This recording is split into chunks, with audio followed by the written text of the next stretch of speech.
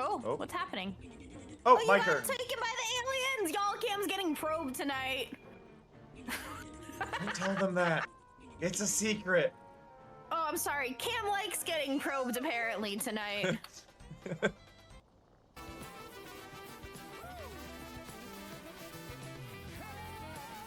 How the hell?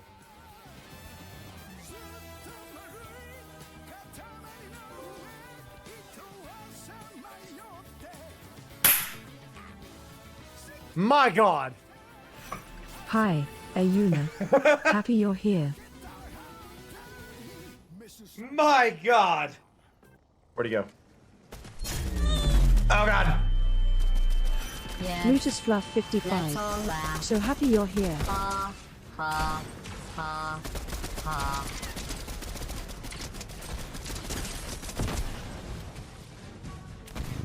Get headshots with the rifle. Snowman's here. Did you bring me any moss?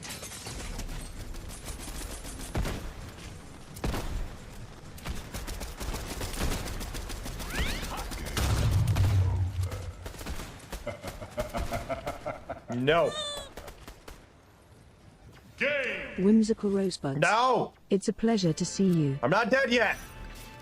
You stop that. Oh God.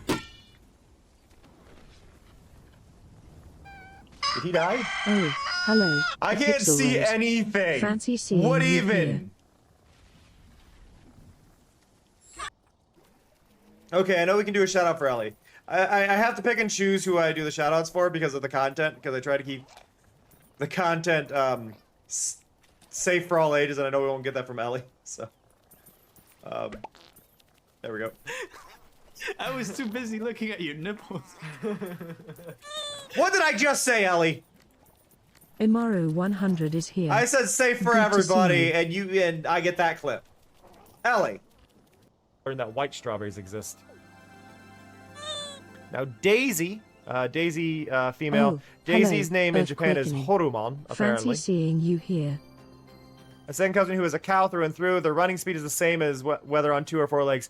I'm glad they don't have the old description for Daisy. For those who don't know, Daisy's feet squirt milk when she runs. I just think this is important for y'all to know.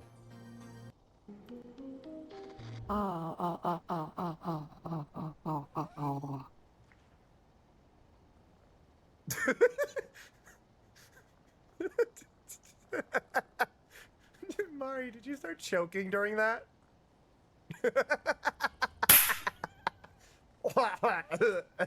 Plumily.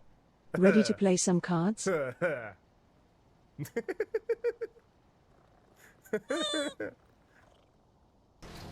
Elusivities. But yeah, only Ready vehicles. to play some cards? Also, does anybody else feel like that thing's missing a texture? Oh, it's a saucer of milk. Why is it fluorescent? Why is the milk fluorescent?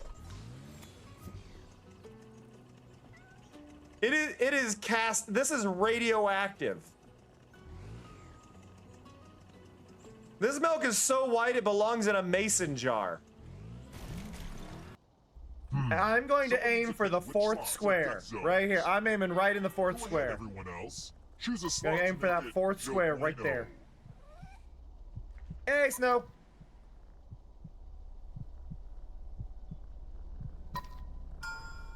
Okay. Oh shit.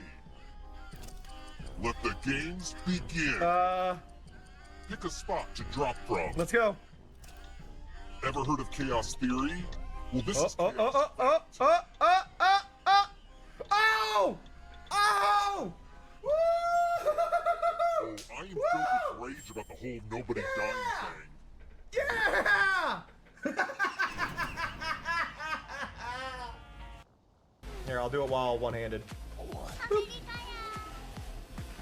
I hope Belle will be proud. Fair.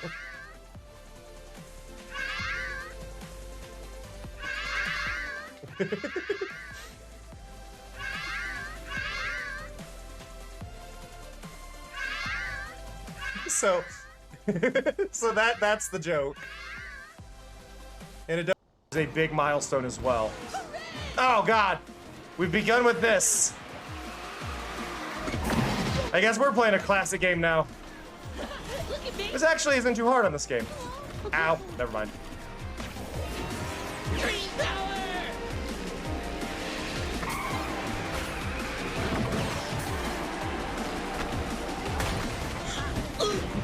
God.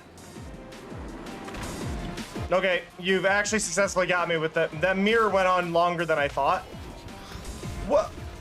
Well, this is okay. Okay, chat.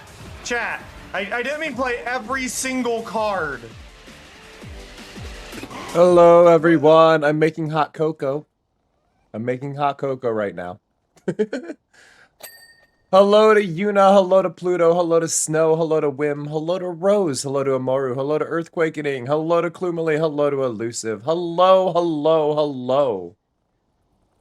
Hi. I want to make a note to everybody if you didn't know this, because I feel like a lot of people don't know this, and there's been commentary about, oh, they're making the hot cocoa packets have less hot cocoa in them, and blah, blah, blah, blah, blah. Buy in bulk. Buy the containers that you can scoop the hot cocoa out of. Better deal. Also, music. Oh, I forgot to check something on this. There we go. But yeah, hello. So those of you watching on Twitch, you have music. If you're watching the VOD, you do not. I do appreciate you VOD watchers. I'm just not able to share the music the same way I did. We're listening to a genre of music called shoegaze. I've not really listened to the songs on this, but I like the genre of music, so we'll see what pops up. And I mean, that's fair, Wim. Just not all of us have that level of patience. Okay, so we've got some new stuff, I believe.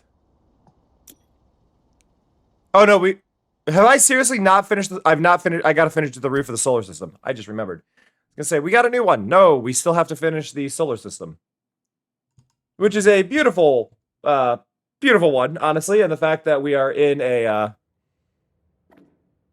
beautiful overlay that is also themed around that feels special. So I think I can do that and then that, and I should be good. Yeah. Okay, time to crane our neck.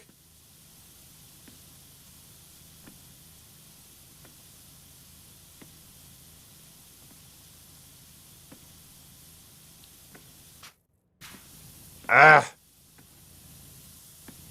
It ruined my beautiful bit there. But yeah, I mean, using cocoa powder will obviously have the same effect. But if you're buying like hot cocoa mixes and stuff, right? It's better to buy the bulk things rather than the one-offs, is all I'm saying.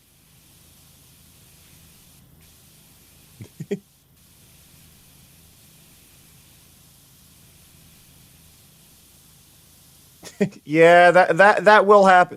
I mean, they've been on there multiple times. I don't even think that's actually a new thing to claim. I think that may have just always been on there, and they just like to advertise it whenever the Fallout TV series exists. But I'll be real, Fallout 1 and 2,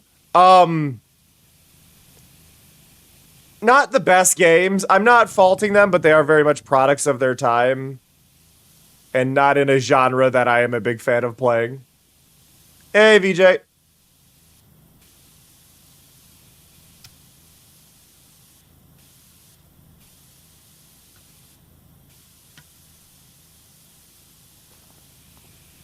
Whoop.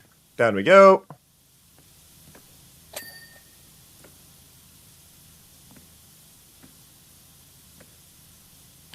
Do. Oh, they're in little sections. Okay. So we should, in theory, be doing this and going and getting each little section done. Make my life a little easier here. So, I want y'all's opinion, because according to TikTok recommendations I've been getting lately, apparently I should become a VTuber. Now, I already thought I was, but TikTok says that I should become a VTuber, considering I'm getting a whole bunch of videos about how to start being a VTuber. So, I don't know what you guys think. Should I start being a VTuber?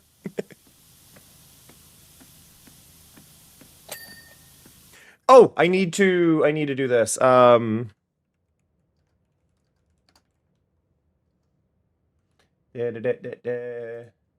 see.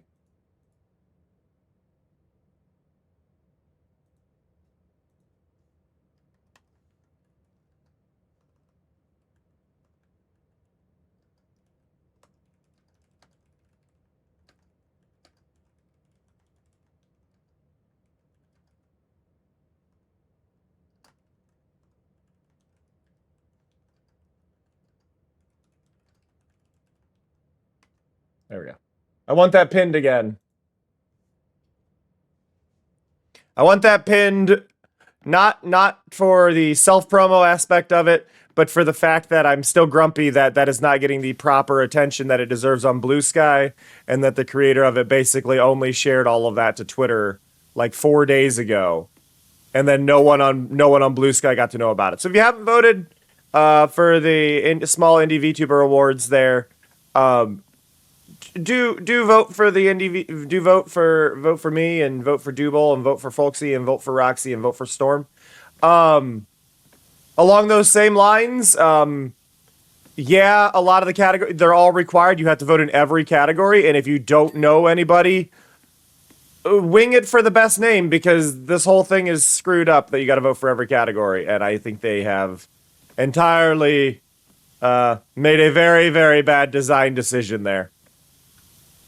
But I'm the very first category, so if you don't feel like hunting for any of the names or reading any of it, I'm the very first category on that list. So, I apparently got enough nominations that I'm on the list for being the top PNG tuber in that award thing.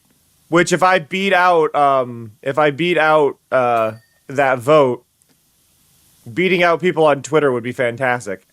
I don't personally think I will win, only because they keep focusing the marketing of the thing over strictly on Twitter, and Twitter gonna Twitter. But if you wanna, you can.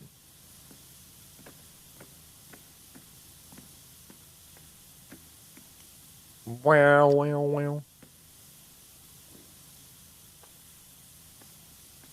I really do need to spend the time once I get my new computer, which should arrive Friday. When I get the new computer, I need to spend the time working on getting my different expressions done, so I am a bit more animated. For those unaware, I have an angry face, and I have a sad face, and I have a scared face. I just haven't been in a situation where I can use that, where I figure out how to use them yet. So, I'll get there. I just don't have it yet.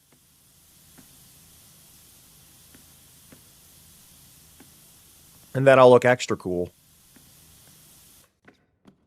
Yeah, let's hop up on the rocket.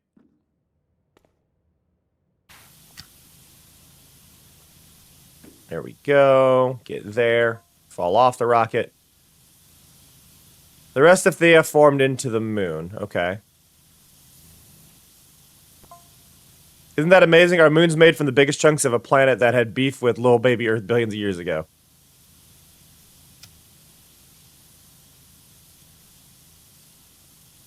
I like that wording. The rest is buried beneath our feet. Did they, like, reference all of this into the fact that one of the very first, like, bonus contents they ever did for PowerWash was literally on the moon with alien gnomes? Is that where this whole thing's going? To talk about the chunk of the moon that went over, but Thea is inside the Earth itself? And that's where the gnomes come from, and the gnomes are evolved versions of the alien, or like aliens. Is that really the plot line we're going with in this game? Because that's kind of great. Hey, Gregs. I think that might be the plot line of this.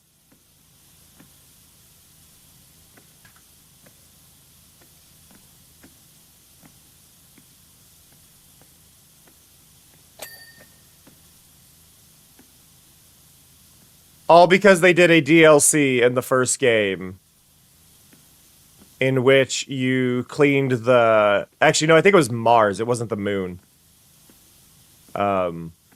Or it may have been a moon rover. I think it was the Mars rover, though, thinking about it now. So I might be wrong here.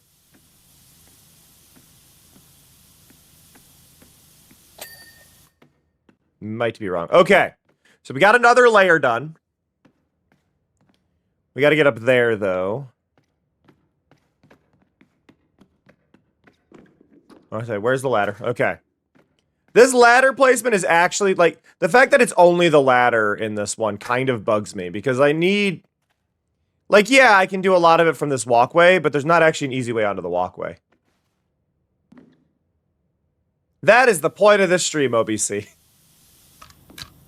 I hope you can relax.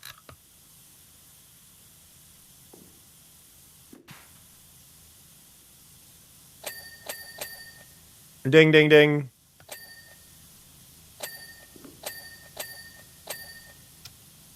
Cleaning Gemini. So I've reached this point of getting annoyed. I posted this in the Discord, but I've reached this point of mild annoyance on everything because I really, really want to play indie games. Like small random indie games like I normally do, and I can't.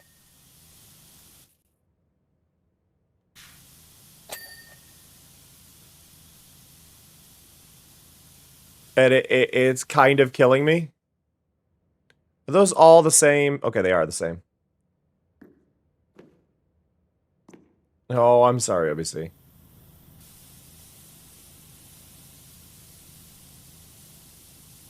I get that a lot when I deal with my family stuff. Not to that level necessarily, but I start getting like really stressed. And usually just kind of headphone mode it. But I definitely get you.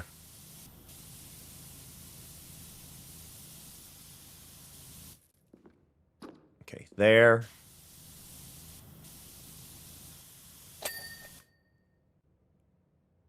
Bow, bow.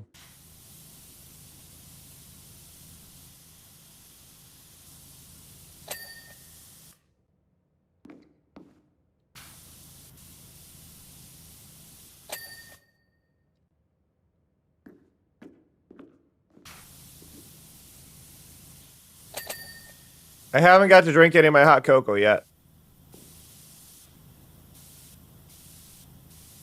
I do think it's funny how fitting the title of my stream is then, OBC. But yeah, I haven't been able to actually play, like, indie games with y'all in a while. Like, I mean, obviously there are some smaller games that technically count as indie that I could stream, but, like, I'm talking, like, small, random indie games that are like, hey, play our game. It's like, I want to. I want to play your game.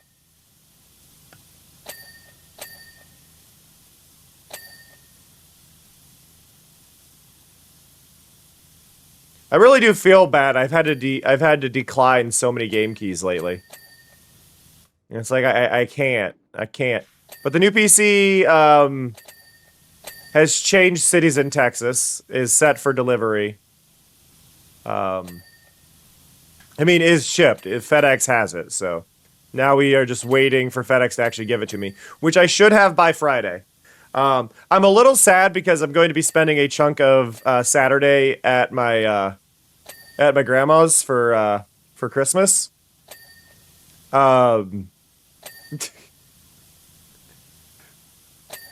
Which is just like, I get it, but I would rather be home so I could set it up. Right, like I would just rather be at home. Because yeah, there's obviously gonna be a lot of setup.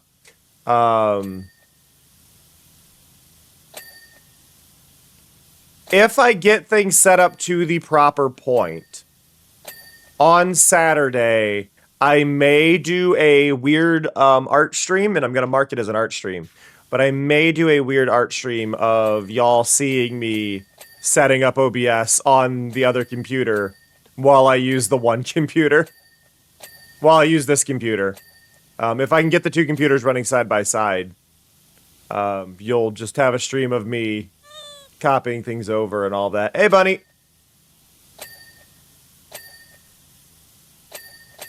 Because I won't be putting the capture card in the new computer. Or I won't be hooking up the capture card right away. Because it's an external one. And I'll just capture the computer over to it, right?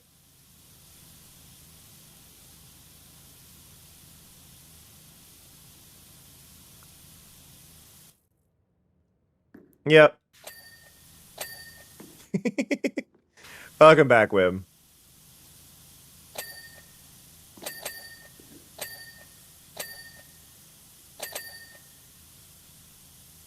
But yeah, I might do that. I might do that for the Saturday night stream. Saturdays are weird streams anyway. But we'll try and see what we can get running and see if we can sort all of it. Not quite, Bunny, but I mean,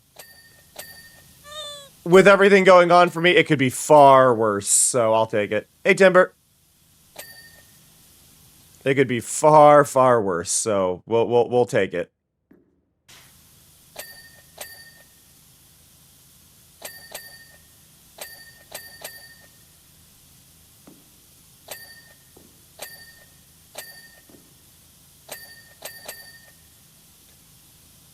For my family, it's a lot of medical stuff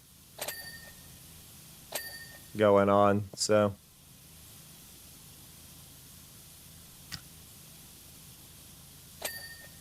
Ding. Ding.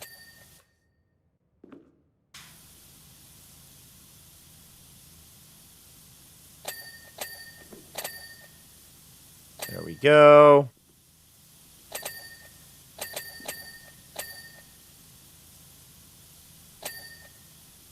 Okay, we've almost got the constellations done. I am worried this constellation... Okay, cool. That one's done. That one's done. Got it. It's also a really good sign that it's already directing me at the final things when it's like, I know I have to do this wall, that wall, and the ceiling. Like, have I actually managed to not miss anything down below? Because that would be amazing.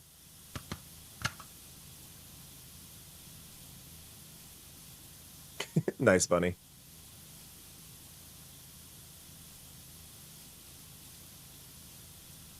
It keeps pointing at that spot, but that's actually, I think, the center of this wall here that I'm cleaning right now. It just happens to overlap with another one.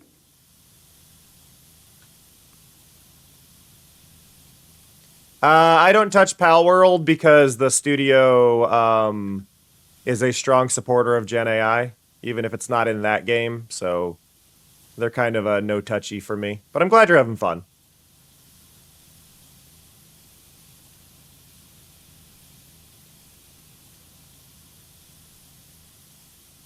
They're just on my do not touch list. No.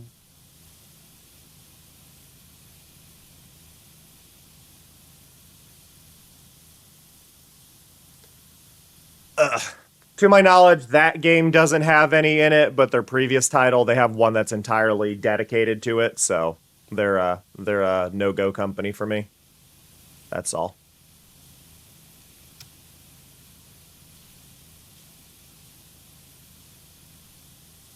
No.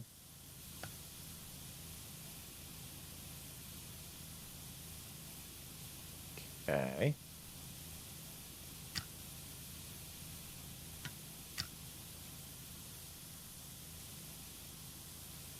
Slowly getting everything. Okay. I think I got that half clean, so let's get this half now.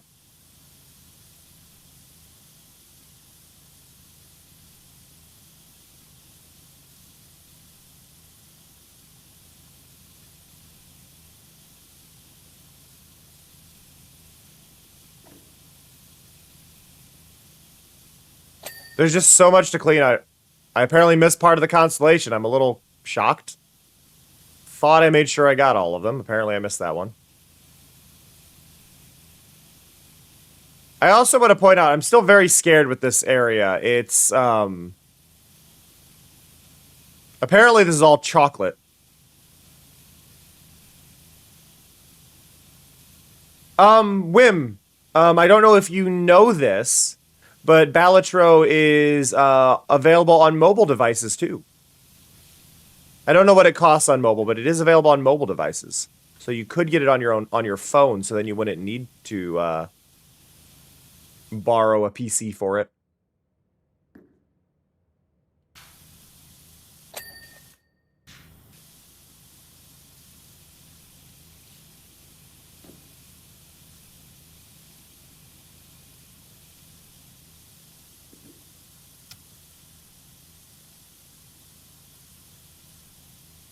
I used to have a comforter with this, well, I guess not a comforter. I used to have a duvet cover that had this kind of pattern on it. Ah.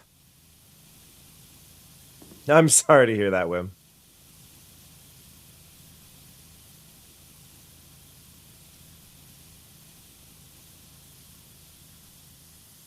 Need to get a gift card.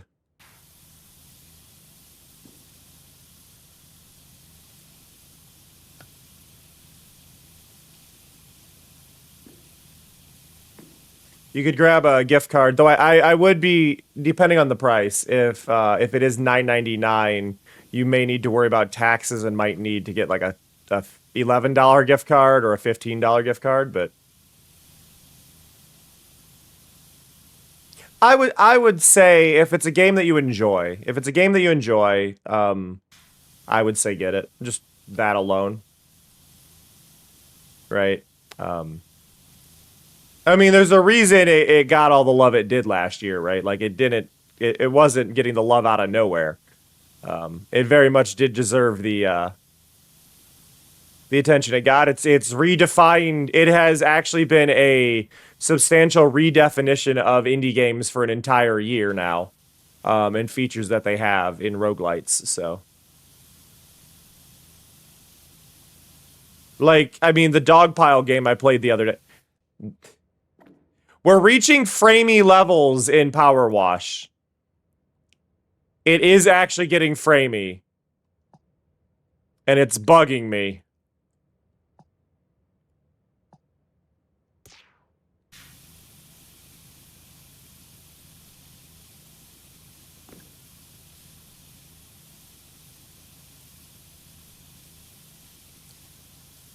Okay. Ratcoin is a neat game conceptually, but I feel like too much of it is left up to pure luck, and I struggle to enjoy that as a thing. Oh, here's the thing, Wim. This isn't my computer causing the frame drops. This isn't my computer doing that. This is just badly optimized for the PS5, because this is running on PS5. Oh yeah, I like coin pushers in real life too, but like there's a level of random that's too much random and too little player control. Like at a certain point in Ratcoin, I just feel like I'm dropping the coin in and I'm not actually part of the game. Like I feel less involved than when I'm playing a clicker game in Ratcoin. But yeah, for PowerWash 2 on the PS5, I had to turn off autosave in order to stop a bunch of the lag spikes. I don't know, Bunny. I don't think it will. I don't think Ratcoin will be better. But to stop lag spikes in the PS5 version of this, I had to turn off autosave. I have to manually save now, just so that I don't get massive lag spikes all the time. It's like the further I get into the game, the laggier it gets. So I don't know if the save files aren't optimized or what's going on. But this game is genuinely struggling. But as far as Ratcoin goes, I don't think it'll get better. Well, I would bet, Bunny, if I had to guess, it's because it's Unreal 5. And Unreal 5 in general has issues with games. PowerWash is made in Unreal 5. Unreal has huge issues on PC when running with OBS. And I think we're dealing with that same thing here. So I think it is just an attempt to use all of the VRAM when they shouldn't be using all of the VRAM.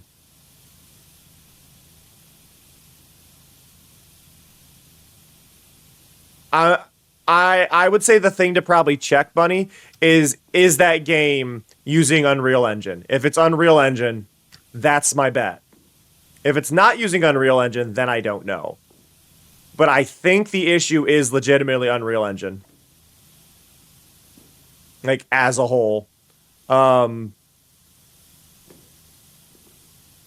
for me, every game I ever really have an issue with, as far as lag spikes, it's Unreal.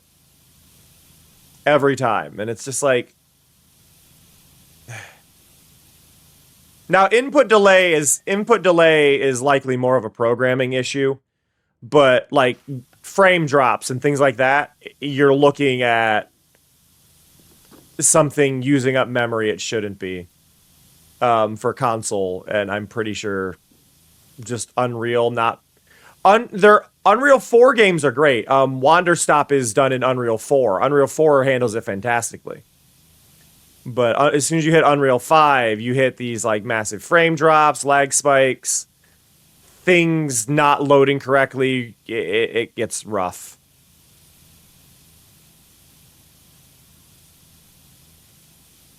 It gets rough. But, like, the average consumer... Yeah, no. Well, Unreal 5 can work fantastically. Like, I had no issues in Lush Foil Photography Sim, right? And that's entirely Unreal 5 and super realistic environments and absolutely beautiful. No lag issues. But you have to optimize your game. You need to make it not do stuff. But Unreal 5 starts completely unoptimized. And a lot of people leave things on the base version and just port it over. Have a good one, Wim. But yeah, they need to spend the time to actually optimize their games. You can't just call it good. You need to spend the time to actually care about that stuff.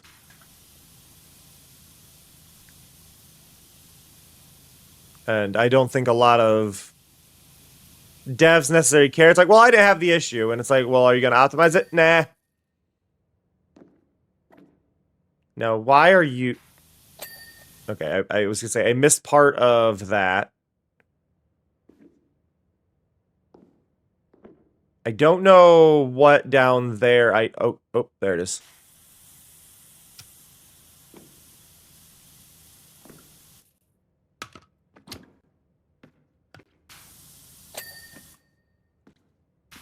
Apparently, these aren't clean.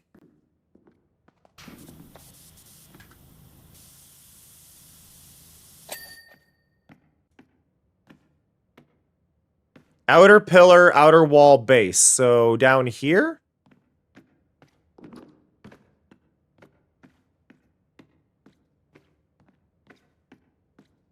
Which one am I missing?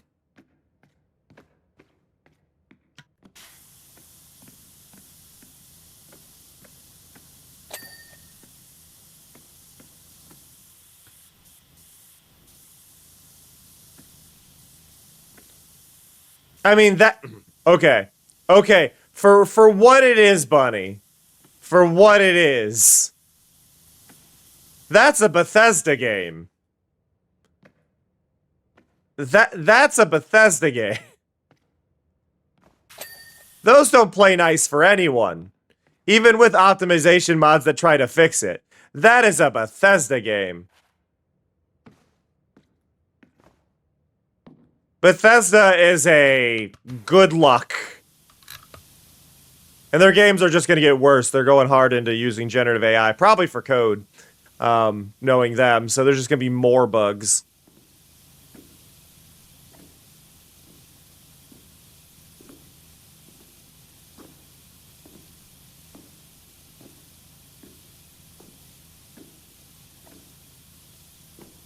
No!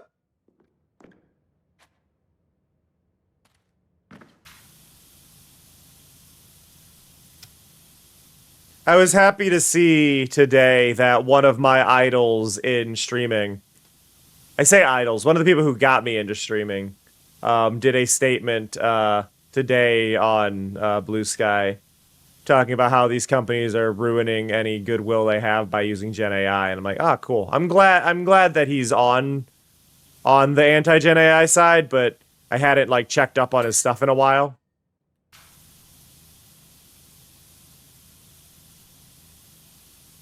So it was a very good feeling to see, like, okay, good. Because when you don't check up on a creator that like inspired you long enough, and you don't hear anything, you kind of expect like they might be awful now. But we're good. They're not.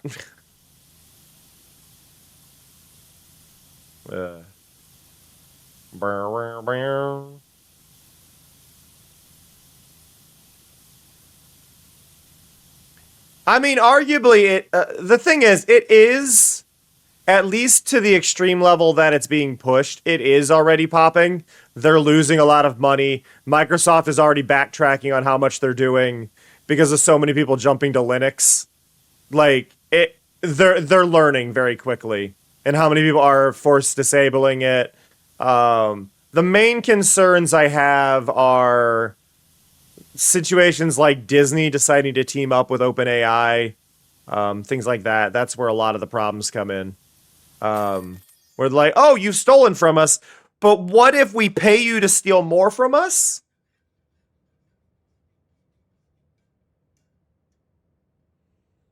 I've disabled everything Copilot on my computer. It's completely non-functional. But yeah.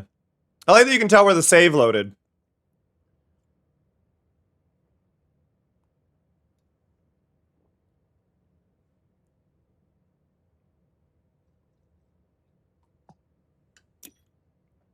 Ugh. Hey, we can do a small one again. Yeah, I went into oh, what was it called? Is it debloat? I think it's window. I think it's just called debloat. But you can run debloat, which is a GitHub thing that somebody made, and basically it goes in and it'll literally let you disable everything Copilot, everything AI, all of it.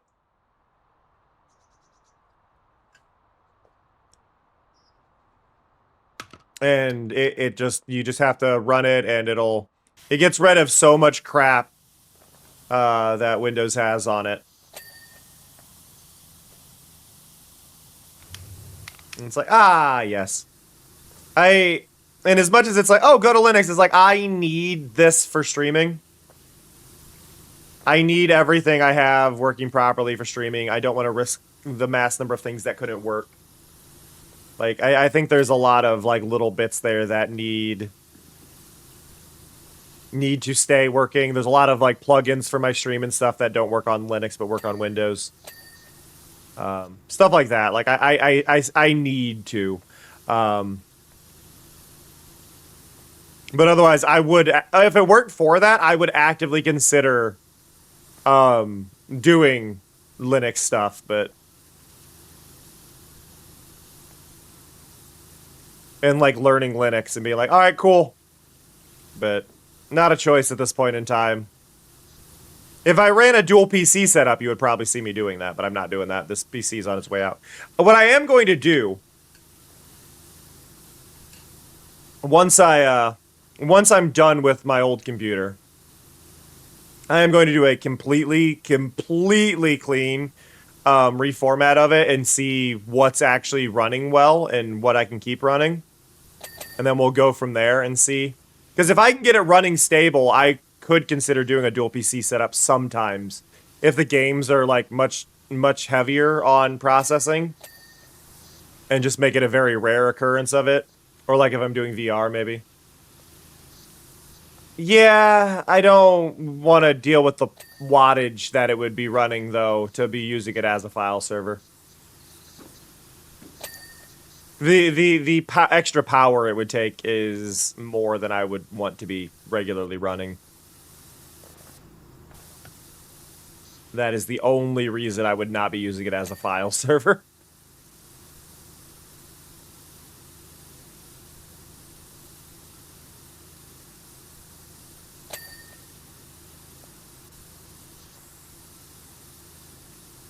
But if I could get a clean run of it or whatever going on.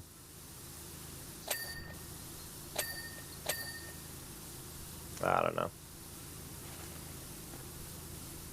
I got to scrap a bunch of parts out of it as well. Like I want to get my old SSDs and take those out of it and grab different parts.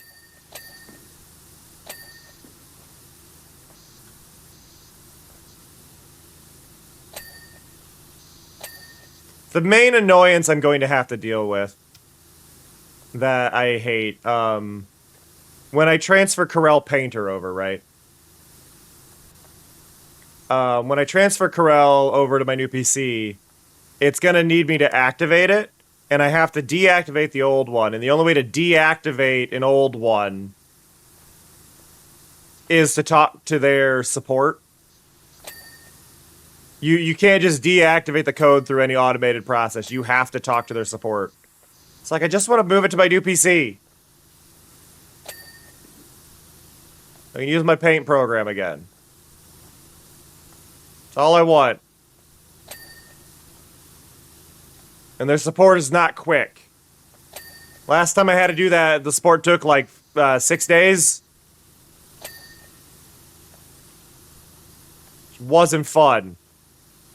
I don't like waiting that long. I should probably post-stream, honestly, deactivate it now. Like, just go, hey, I want to deactivate this so I can activate it on my new PC that's arriving soon.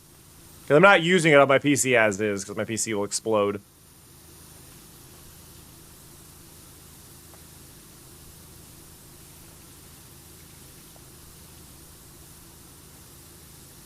But, yeah.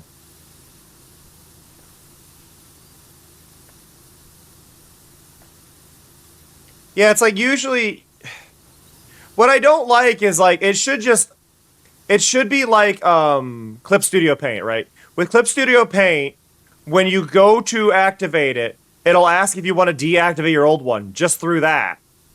That's it. More of that, please. I love Corel Painter. Corel Painter is honestly like the best art program in my opinion for what I need to use it for. It's what I did my current overlay in. I made my current overlay in Corel Painter. I love it. I do need a toy with Corel Draw. It's all good, OBC. Could you do me a really quick favor before you completely head off, OBC? And just put a note that says deactivate Corel for me? Just as a really quick thing. I would appreciate it a lot, because otherwise I'm going to forget. Because, yeah, the new PC arrives on Saturday. Or Friday. Arrives on Friday. And I want to be able to install what I can. But yeah, maybe y'all will get to hang out while I activate stuff and move it over and... I don't want to go into, like, different websites, but making sure everything's working and testing out a bunch of stuff and all of that on the new computer. Could be interesting. Though, it may not actually be that fun, depending on what all I need to do, so... Who knows?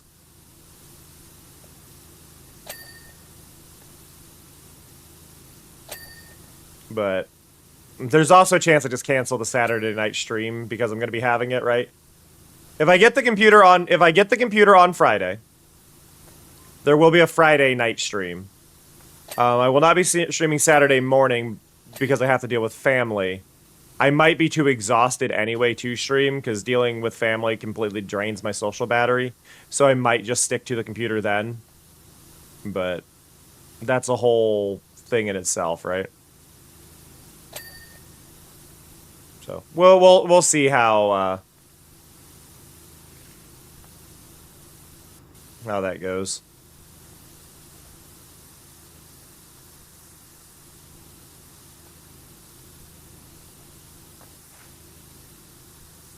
I don't like this song. That one I could do without.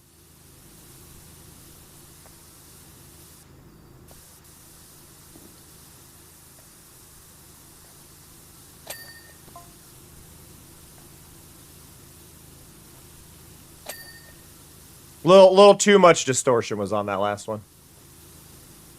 I've been struggling with Creativity Bunny, but I have a lot of ideas for my overlay, and what I want to do is I want to redo most of my soundboard stuff, but I want to hand draw them.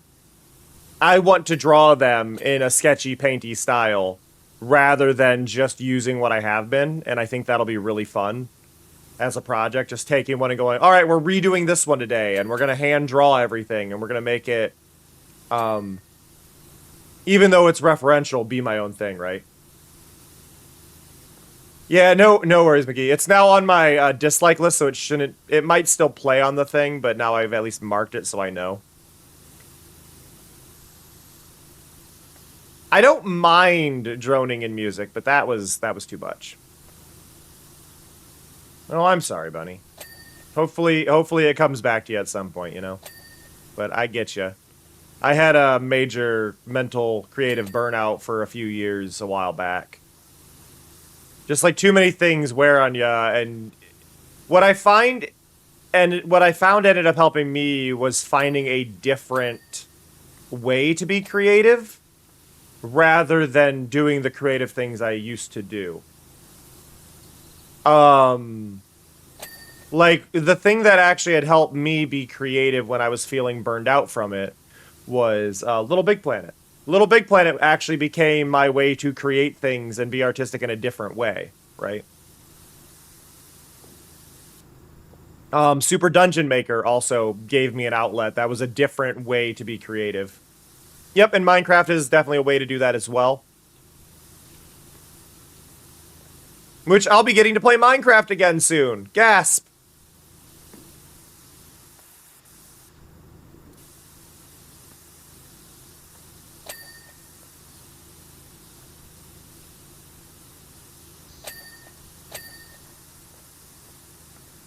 I love that there is definitely an entire interior to this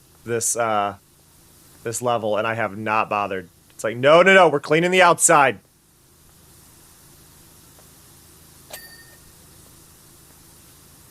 Hey, Larmouth.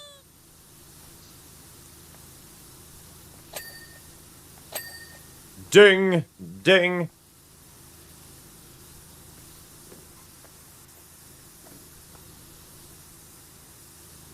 But yeah, my brain recently rediscovered shoegaze music, so I've been wanting to listen to shoegaze, which is what we're listening to today as a genre, which is a early 90s genre of punk.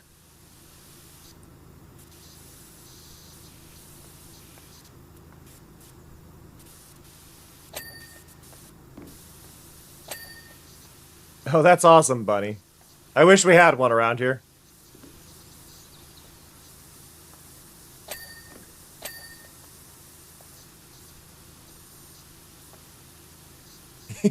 Nice.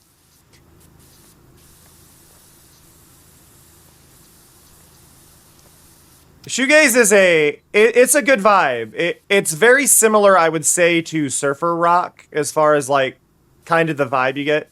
Surfer rock is, I think, a very apt comparison. But a little more industrial than surfer rock.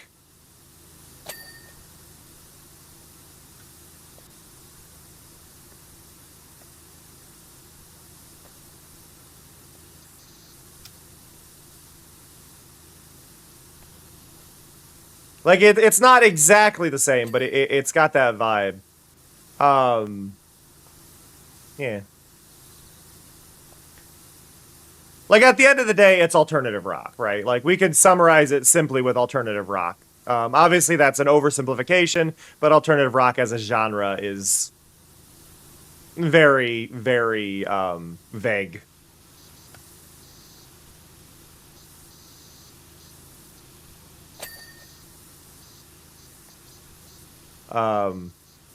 I actually rediscovered it because I was flipping through,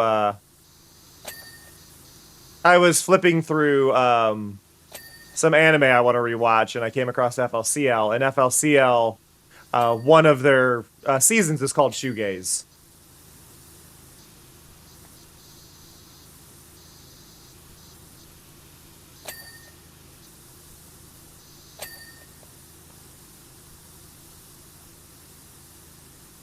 Oh yeah, closing your eyes and just vibing is like exactly what shoegaze is, right?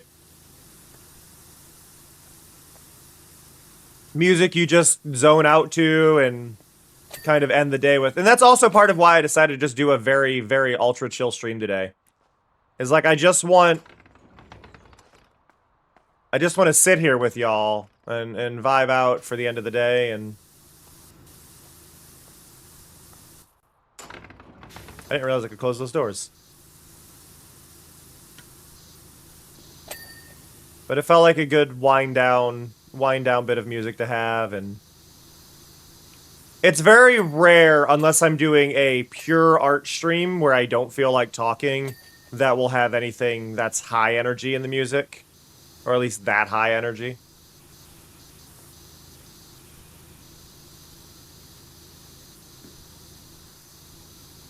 So just doing something like this felt right.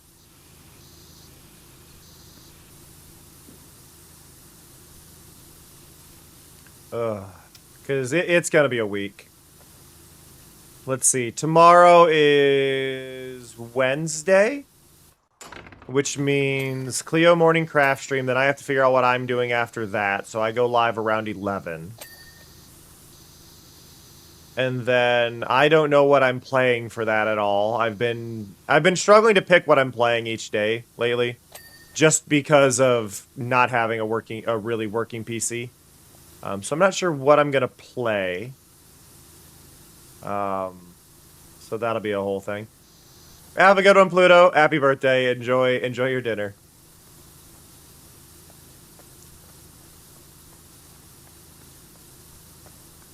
Yeah, that will happen.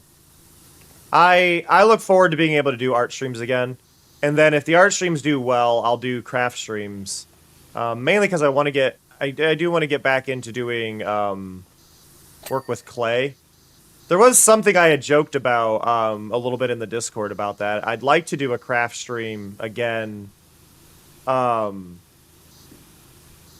where I would like to do.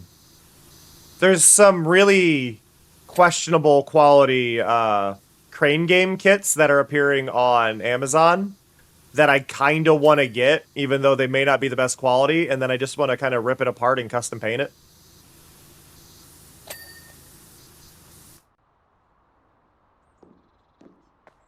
I think that would be really fun.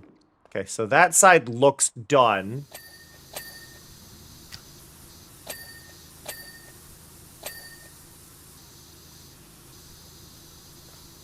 I like when I don't understand most of the lyrics to a song and then I just hear, fuck you round! Like, okay.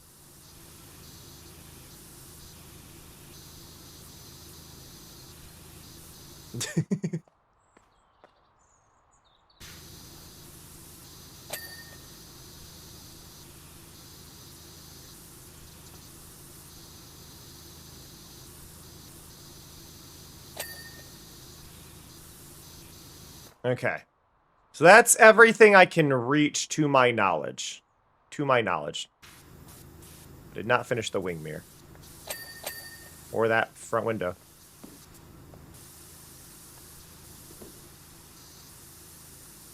Okay, that's me hitting the roof. That's fair. The door panels, I don't think I'm going to be able to get till I get inside to get the other side of it. Door panels again. Yeah, I think that's fair for that side. Door panels again. Door panels again. Yeah, I think I've got everything on the outside. Okay. Let's get up on the roof.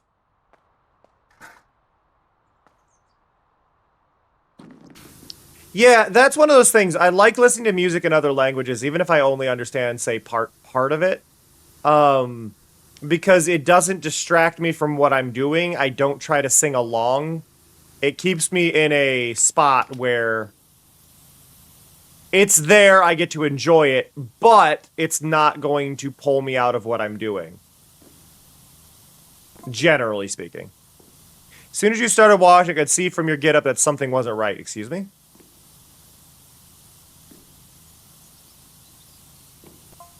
Why would a power washer conceal their identity? Oh.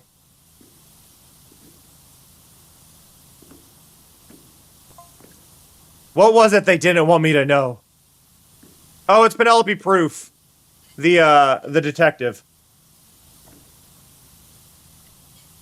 The detective who used to be a baker.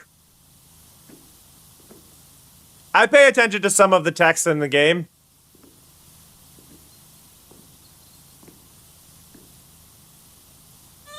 Hey, Arky, how's it going?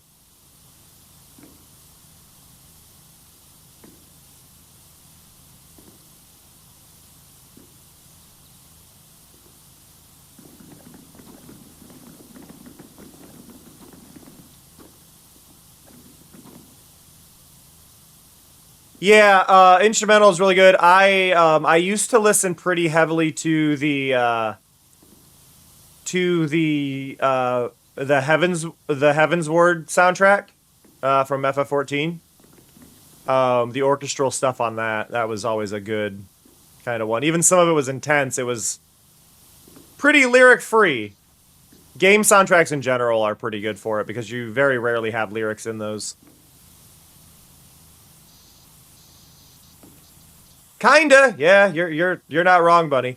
The fun thing is knowing that most of this all exists from volcanoes,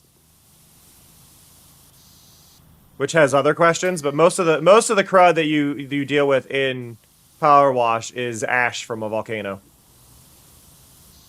In the first one, anyway. I'm not sure what it is in this one because they didn't label it. They didn't have the labeling system that they had in the previous games, and I miss it.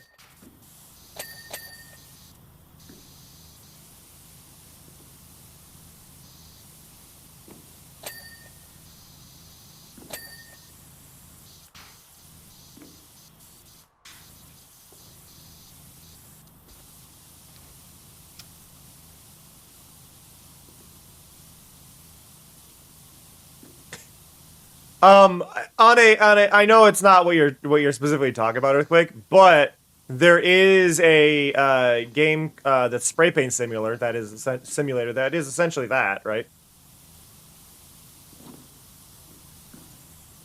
Never liked World of Warcraft. Couldn't get into it. Tried, didn't like it.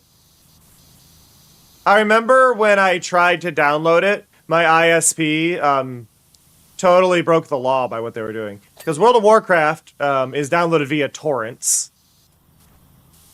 And they had shut off my internet because I was torrenting stuff, saying, torrents are illegal, blah, blah, blah. It's like, downloading World of Warcraft. What the hell's wrong with you? Also, you're not allowed to see what I'm downloading. That's a breach of my privacy. Especially when what I'm doing is completely legal. And they immediately turned it on and said nothing. Like, yeah? What the fuck? Torrenting isn't illegal. It just depends on what somebody's torrenting.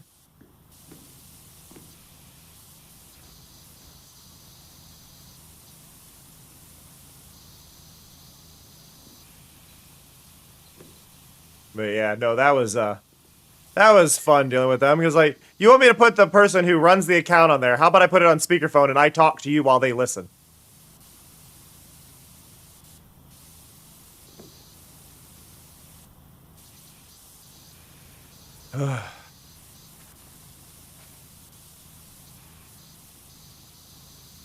But yeah, they were determined to not talk to me because the account wasn't in my name.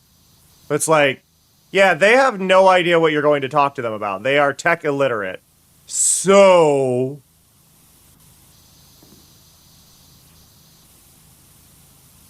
Hey, Door.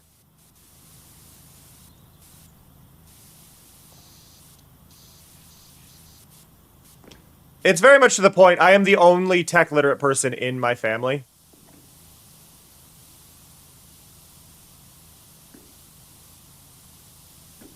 Oh, well, I appreciate you popping in, though, Dor. I really do. Trying to keep that streak going.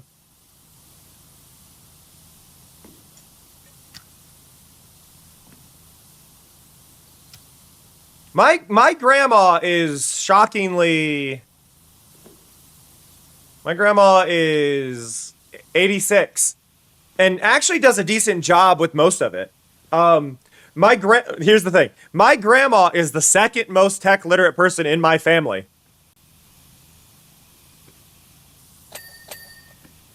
It's me, then my grandma, because I've taught her and she's willing to learn. And I think one of the big things is, as long as you get somebody who's willing to learn and you don't decide to handhold teaching somebody, people can learn fine. My one aunt tried to convince my grandma to get an iPhone because it was so much easier the other day. And I told my grandma, don't do that. And she goes, why? I go, because if you get an iPhone, I will no longer be able to help you out when you have tech issues. And she goes, got it, not doing it. like, that's the thing. It's like... But yeah, I was trying to convince my grandma to get an iPhone because, oh, it's so much easier. And it's like, yeah, if you don't know what you're doing, but you're also going to be stuck with an iPhone forever, and they're going to make you want to upgrade it every year and a half because of... It's not worth it. Don't do that.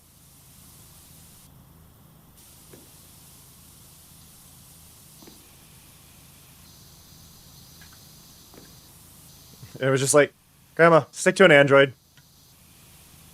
Stick to Android. It's what you know. You don't want to have to learn an entire new thing. It's just like, it's one of those things too. It's like, it is an entirely different system for your phone. You're going to get confused by it for the whole thing. I'm not going to know what to do. I'm going to have to spend hours trying to figure out how to use it. And neither of us are going to make any progress. It's not worth it. And I used to have an iPhone. Like, I want to be clear. I used to, well, not, I didn't have an iPhone. I had an iPod Touch. I had an iPad. I had a Mac. And I'm not fully hating on the older stuff that they had. But since Steve Jobs passed, Mac has gone in an entirely impossible to deal with direction. And I don't want to deal with it. And, like, obviously Windows is also going in a horrible direction. I mentioned earlier that if I could switch to Linux, I probably would, but... In that regard, Earthquake, depending on the quality of your friend's computer, they may want to look into, what is it, Wine? Isn't Wine the name of the thing? Wine is something you run that basically runs Windows on your system. And then they could install and run the Windows game, or, like, lets you run Windows games on it. It may not work for everything, but that would give them an option. I think it's Wine, right? I'm only partially aware of things in Linux, and I try to remember what I can, but I am not great at Linux. You would have, if you wanted to be specific on that Earthquake, you could talk to Somia, because I know Somia is a Linux user. Somia probably definitely knows. But that would hopefully get you all better. Have a good one, buddy. Enjoy your furry dot hack.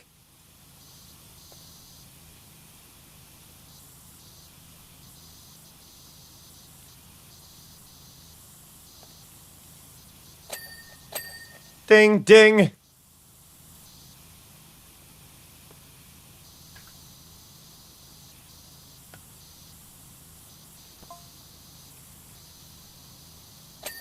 I do want to get back into playing Atlas. I've heard they've done a lot of good changes and improvements and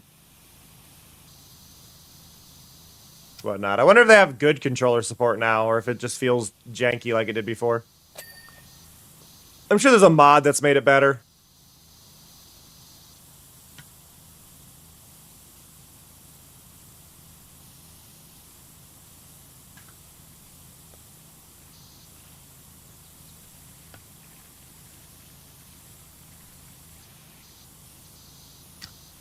Bow, bow, bow, bow, bow, bow.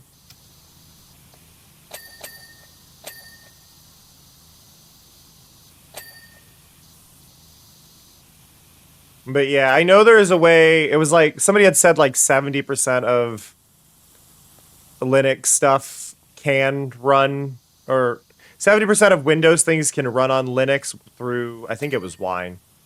But I don't know if that's necessarily the case for games. I'm not certain.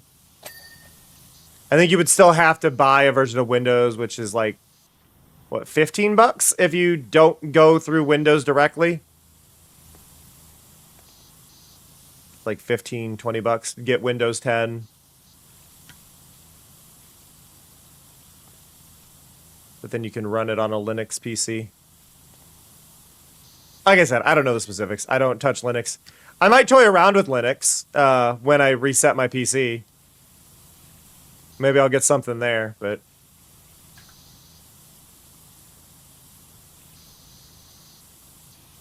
that is something we deal with when we deal with it.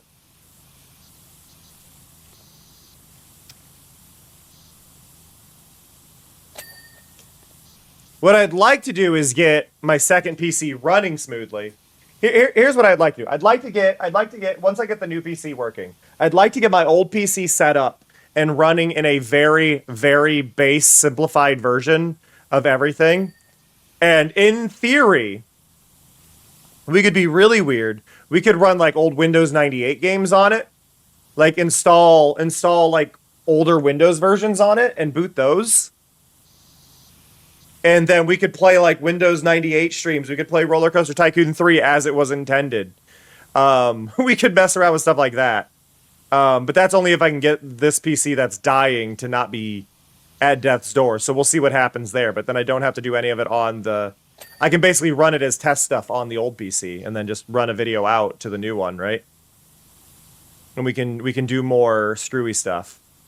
Because I don't want to do a dual PC setup, but if it's things that I can't run on my current one, running old Windows stuff could be really fun.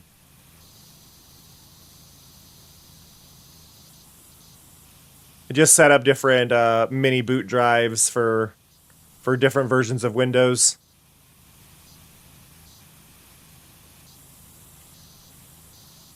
Like, oh, you want to run Windows 95 here? You want to run Windows ME here?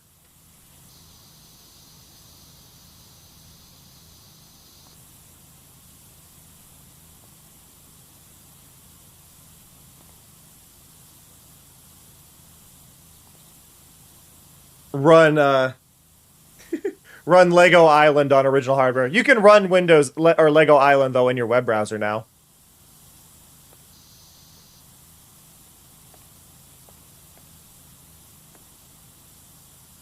What is it? Lego Isla.nd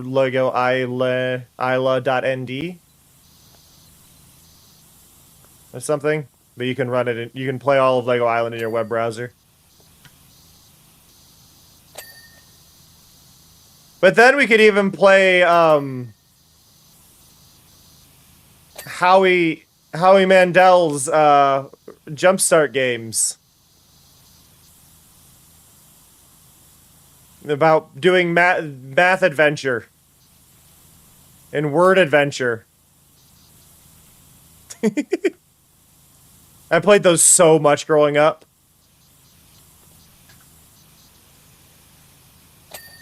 It's how I learned multiplication. So, yes and no, Larmouth.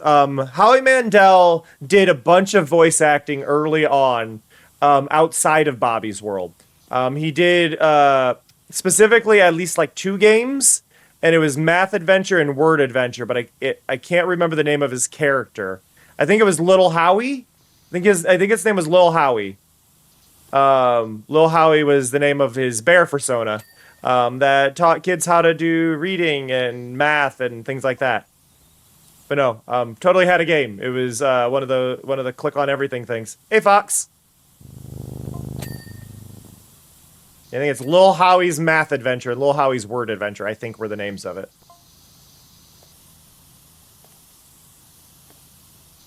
Which I was really caught off guard, because I did manage to get it, believe it or not, I did manage to get it running on my PC.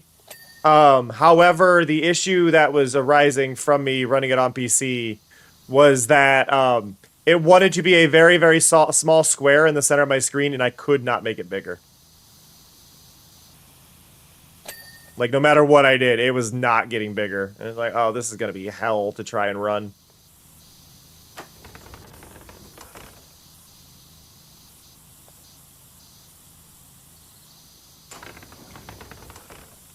But I could in theory, and it would only run on the main monitor, not my secondaries, and I need my main monitor to be untouched.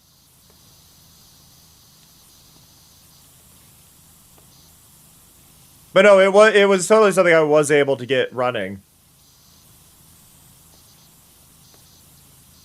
But yeah, it was made by, I think, the same people that did, like, the Pajama Sam games and stuff. But I would argue it was better looking than those. And I think it did not get the... I think out of all of the things they made, I think that one really, really went under people's radars. But yeah, Howie Mandel had a educational video game series called Lil Howie's. And there was Word Adventure and Math Adventure, and I think there was a third one. I had the combo set.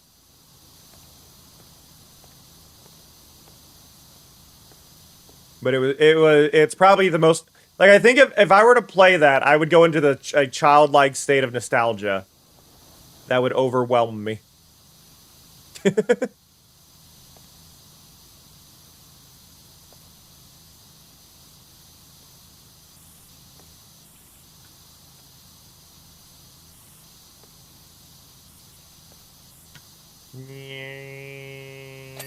Ding, ding, ding, ding, ding.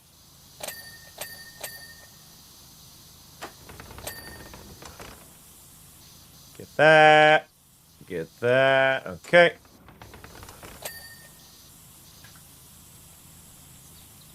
But yeah, we'll see if I can mess with my computer to run. I would assume, okay, because I know a lot of games stopped working to run like Windows 95 stuff after Windows 10. What is the latest version of Windows that can run Windows 95 games without issue? That's my question. Is it like Windows XP, or does it need to be, or can like Windows 8 work? Because if I can get like Windows 8 or Windows 7 running on this PC that I'm using currently, I will do that, and then I will just use that to run whenever I want to play like an old nostalgia game. I'll hook it up. That wouldn't be a huge deal to me. Like 90% of the time it would stay off, but booting it up for something like that I think would be hilarious. It's like, yeah, you've got a 4070 Ti in there. What are you running? Lil Howie's. What?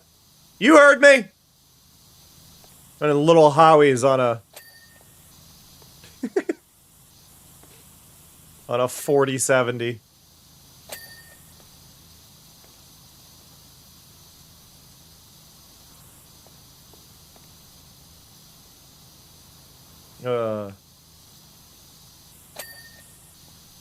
That is a genuine question, though. If anybody can figure out, like, when Windows 95 games could no longer be played on Windows, I would love to know, so I know what the latest version to install would be. Find the right version of Windows and deal with that.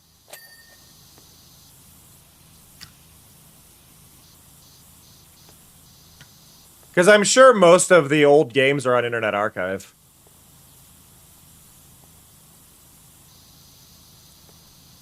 You get to run classic screensavers and stuff on there.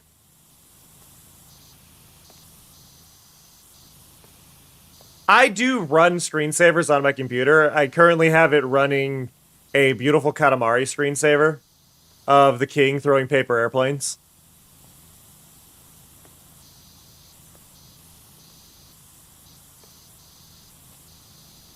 I would like, even though I know they are pointless, and I know a lot of people do like desktop wallpapers and stuff, like with Wallpaper Engine or whatever, I would love for screensavers to make a comeback.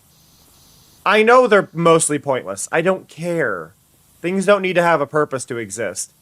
Animated wallpapers don't have a purpose to exist, but people still use those.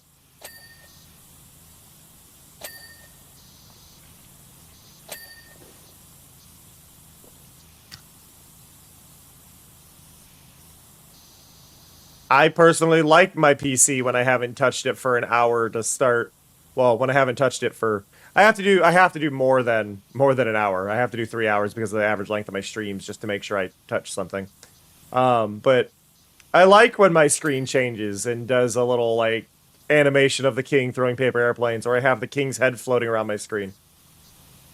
Exactly, Fox. Exactly. The world needs more whimsy. That's why my new computer case... That is why my new computer case is a juice box, okay? That's why my new computer case has a straw. Like... We need more whimsy! I'm not joking about the straw. My new computer case does have a straw.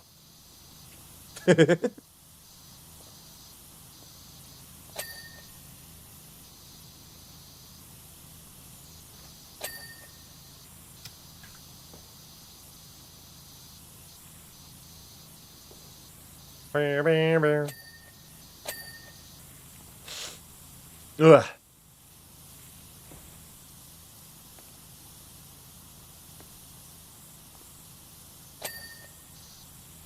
You're reminded? Oh no, what did I do, Fox?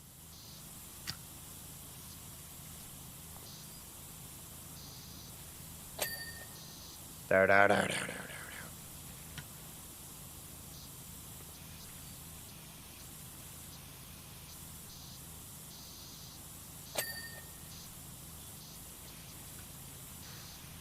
Oh, you know what'd be really cool? I don't know if this is a thing that can be done or exists.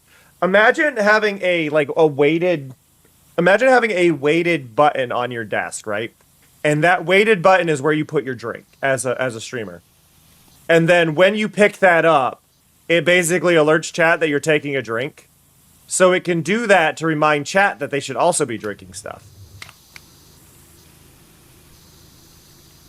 But it's only when you're not pressing the button, then it would play a sound. Play it on release.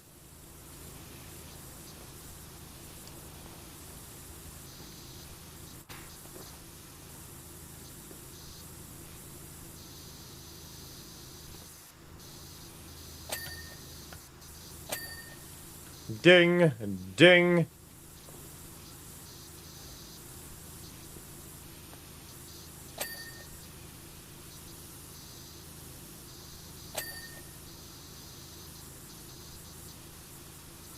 Yeah, everything in there looks clean.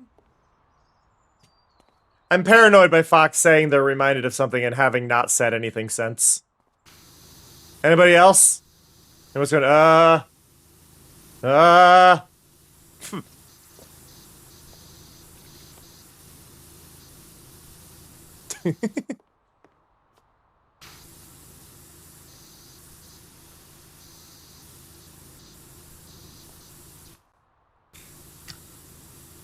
It reminds me of kind of those instances where somebody goes, ah, I see why that took a little bit. Thank you. I appreciate that.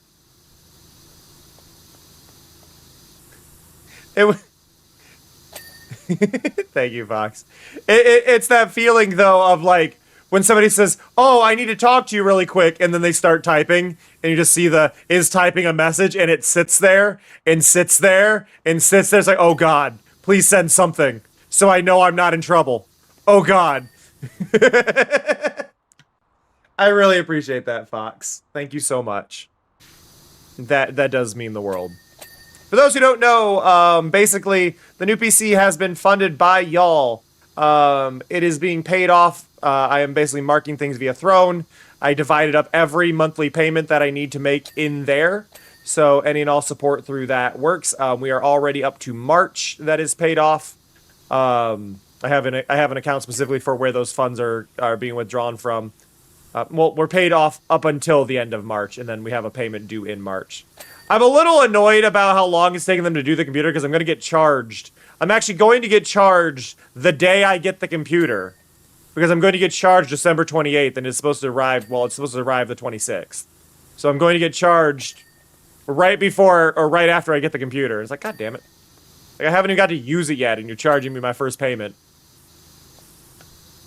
I get it, but goddamn, you know. But I really appreciate y'all helping me on that and being able to make that a thing. I am still, like, worried about, like, income this year, so obviously, like, I don't want to push too far ahead on that, but just knowing that y'all are helping me pay that off, it does mean the world. So thank you. Thank you for allowing me to get a computer before the RAM prices skyrocketed on that pre-built company to 5,000 times their actual price. Because we were able to get everything early enough.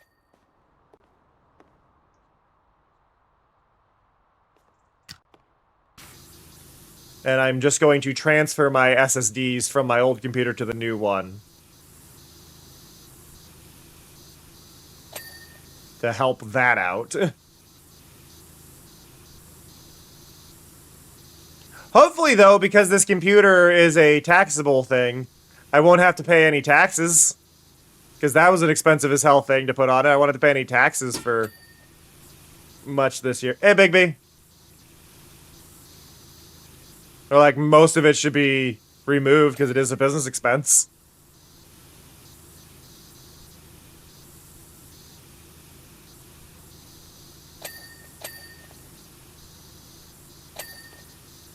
Okay, there's that. What are we missing?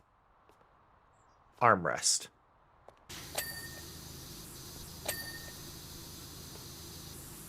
Exactly. Tax deductions are great. Like last year I only had to pay because of deductions for business expenses, which are mostly games and things like that for me. But also things like Discord Nitro and my internet bill and things like that are all like business tax deductions. I only had to pay about $250 last year for that, and then like $200 in city stuff. Whereas I know some people who were easily in the 4 digits because they didn't write as many things. It's like this is why we write down everything. All my Fortnite subscription stuff that I had before uninstalling it, my Infinity Nikki purchases, my PlayStation Plus, all of that is a business expense because I stream. My Discord Nitro counts. My Twitch Turbo counts. Like it's all business related.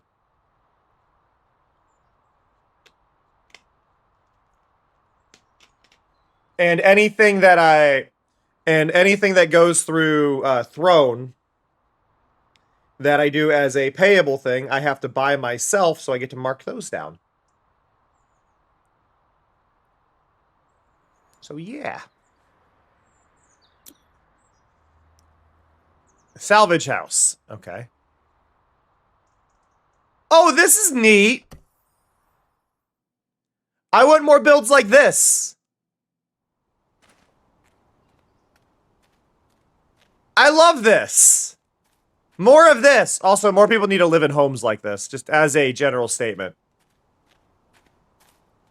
I want more of this in life as a whole.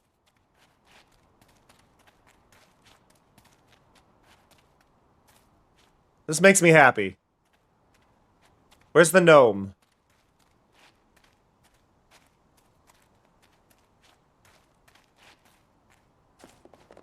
I think if more people lived in homes like this, the world would be a better place. And I mean that, full stop. Like, if more people lived in weird homes. There you are.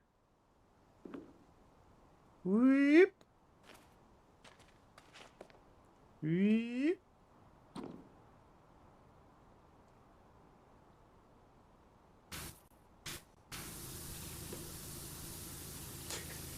I love just flying up to the top of things and be like, yep.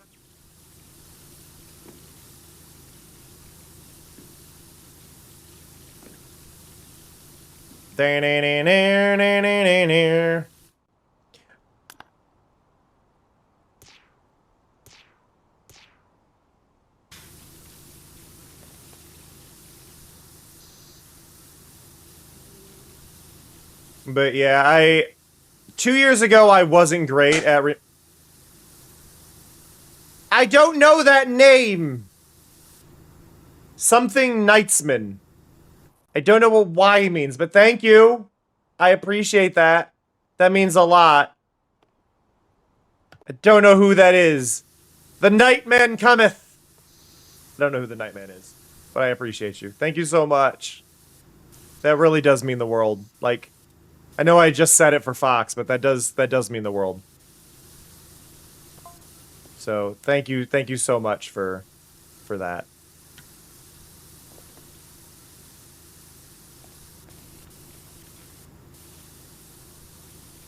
You know, genuinely, I'm probably gonna cry tonight. I think is what's gonna happen. I'm realizing that now. I might cry tonight. I might. I get worried some nights when it comes to my streams. It's gonna be real. I get worried some nights when it comes to my streams. Like, am I like, should I be doing this? Is this the right job? Am I doing what I want? And because like I do this full time, right? And I get worried some nights. I really do. But like, then I get these nights where there's like extra like support, and it blows me away. It's like, no, I am doing the right thing. I'm just not getting noticed yet by as many people as I'd like to, and that's fine. That's not. It's not the end of the world. It's just one of those things like, yeah, no, sometimes it's just like we're not there yet. And it's like, you know what? I'll get there. And hopefully a new PC, me doing more Minecraft stuff, more art stuff, that'll help me. That'll help me get seen more. I mean, like, I say this. I have it pinned right now.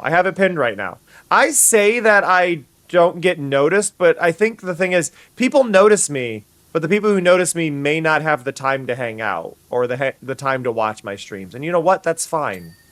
And I think that's the big part of it that I'm having trouble with. Is it's like, no. The hell? What? Oh, it's like a rivet. Okay. But that's the thing. It's like, no. I'm seen.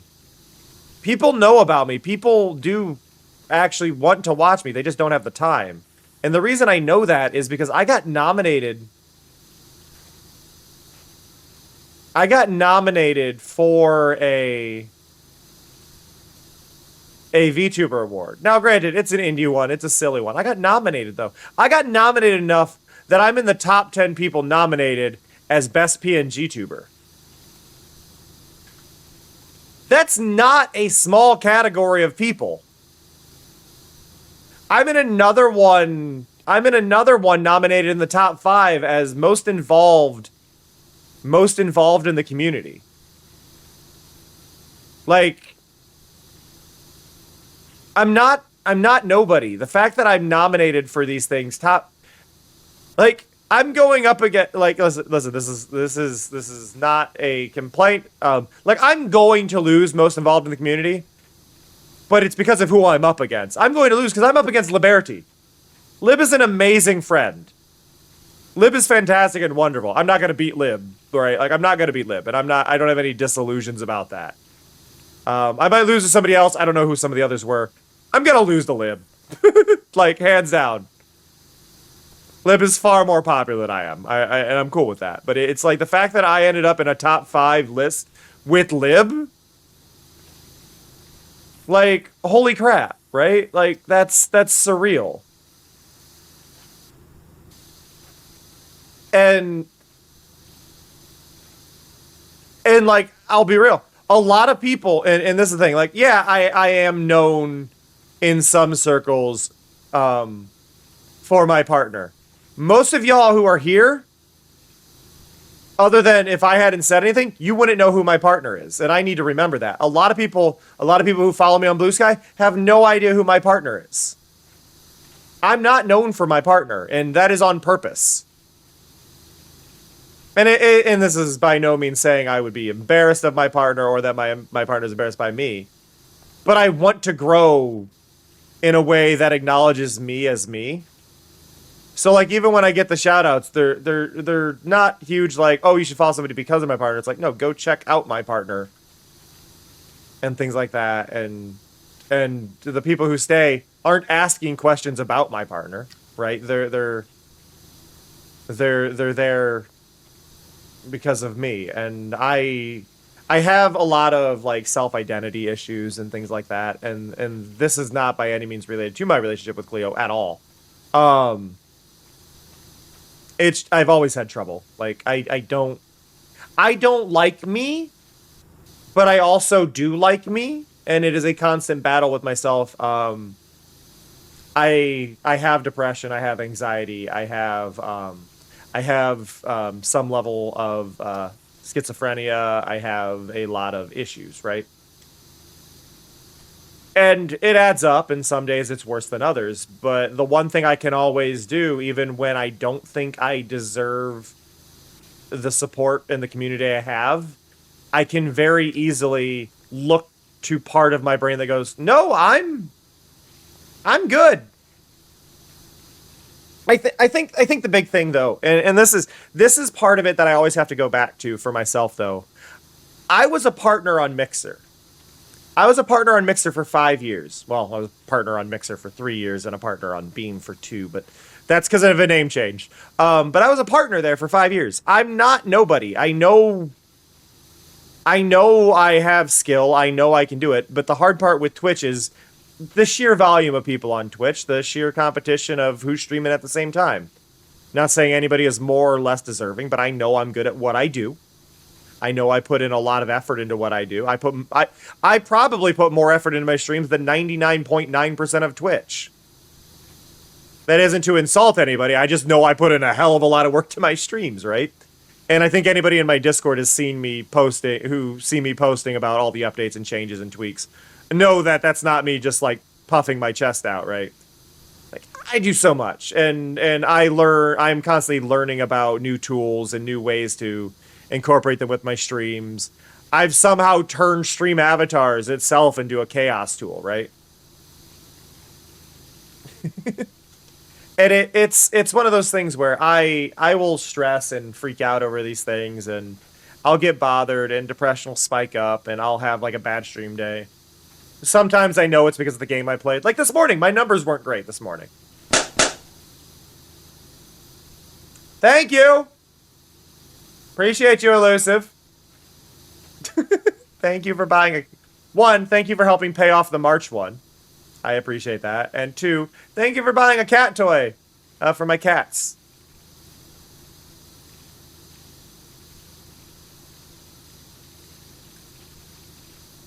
I get that. I get that, Witch.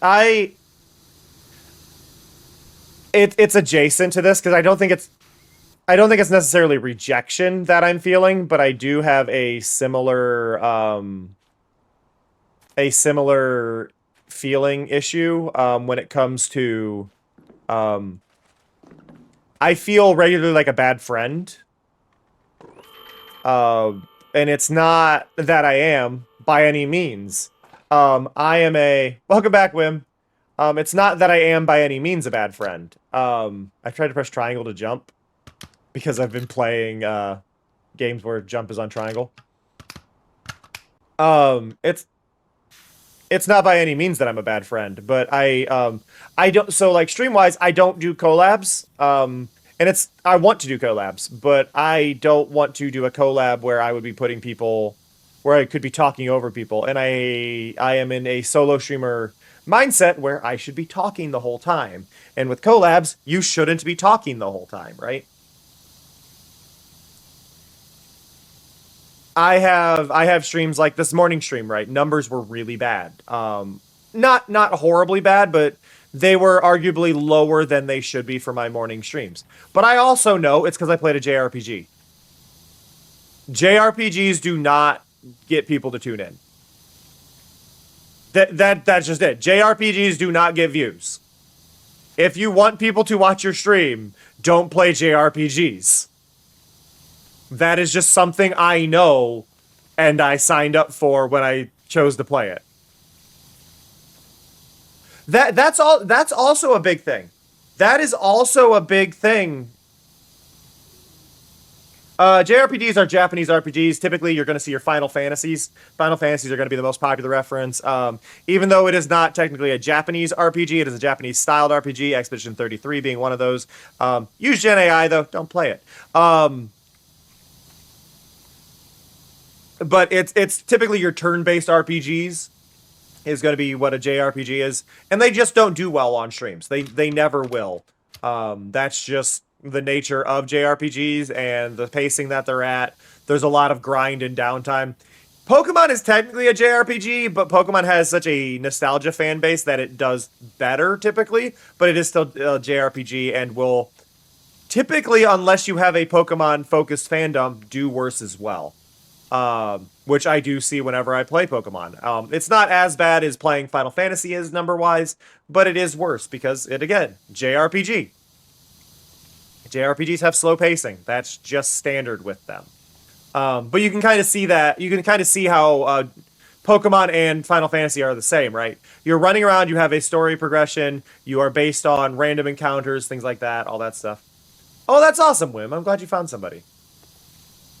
Yeah, no, and that's the thing, Witch. That's why the one plan I want to do for this year, and this is a plan I've had for a while, and it might take me a bit to get it. I think it's just the pacing, Yuna. There's not enough to pull in on it. And if people don't feel attached specifically to the game series, they may not know how to respond at all to what's going on. And they just end up in a smile and nod situation a lot. It's also a thing of if they are only watching you stream it and they've missed plot progression, they won't tune into the later ones, I think is kind of the general thing. And I'm kind of guessing, but those are my best guesses as to why. I'm somebody who will watch it. I'm somebody who doesn't entirely care about if I know everything that's being streamed. If I'm not playing the game myself, I'm cool with missing out. But some people aren't. Some people aren't. I'm also somebody who's very good at picking up context clues.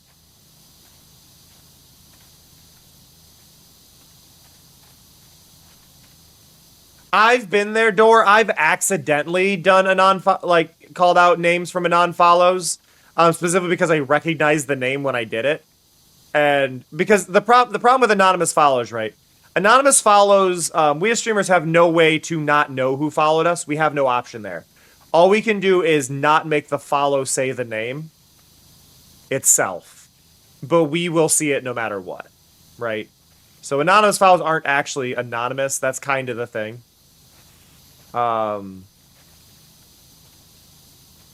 But yeah, the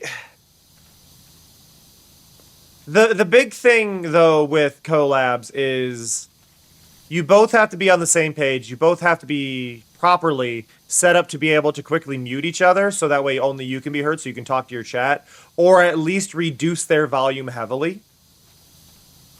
So I do want to work on sorting that out when I get my new computer. Making sure Discord audio I can set up to automatically reduce to the stream output, so that when I talk they get quite a bit quieter, so that way my stream can hear me. And obviously if they're streaming too, then it's not going to be an issue. Theirs won't be a overpowered thing.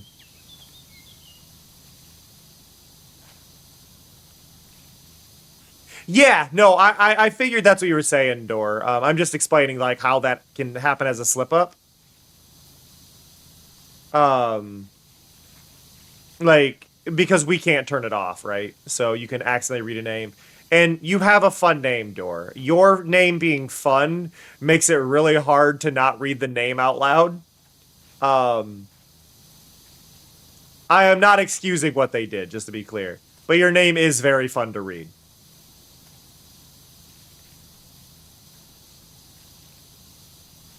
But yeah, no, it's...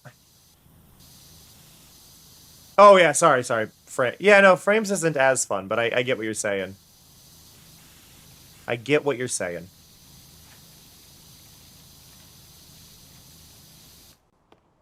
Oh, the ropes. I thought it was like a glue.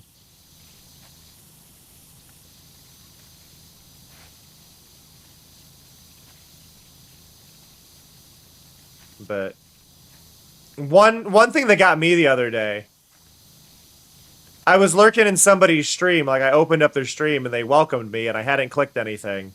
And that immediately put me off of the stream. Y'all don't greet people. Don't greet people who haven't introduced themselves. It feels weird. It's that same discomfort of like a Walmart greeter. Like please don't say. No, you're good, Witch. You're good. You haven't said anything wrong. I would ask you to stop if I thought it was a problem. Don't worry. You have been completely good. I think at most the closest you've gotten to is self-promo, but your self-promo in a way has been more on topic and conversational rather than actually promoting your own streams, right? There's a difference there, right? If you're worried about that bit, because that's something that I know a lot of people would worry. At least for me, I worry about talking and making relatable conversation because in other chats, because I'd be like, I'm not trying to self-promo, I'm just talking about my own kind of situation, right? And I always get kind of paranoid, like, I'm not trying to shout myself out. I'm just saying, like, hey, when I have that issue, it's this or whatever when I'm explaining. Or, oh yeah, I was playing I was streaming this earlier and I had like lag spikes at that point too. It's not trying to self-promo, it's just conversation. So you've been good. You've been good. Trust me. I have zero complaints about any of the conversation you have had. So no worries at all.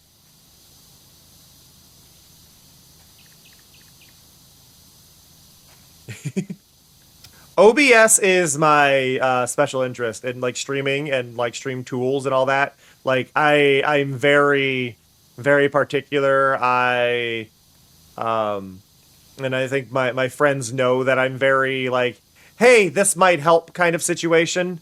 And I've had some people think that I'm like overstepping boundaries when I like give advice, and it's like, just tell me you're not interested and I'll move on. But I've actually been banned. I got banned from a mod of a friend of mine's stream because I was apparently rude in that streamer's chat because I was telling them how to fix their mic because I couldn't hear them.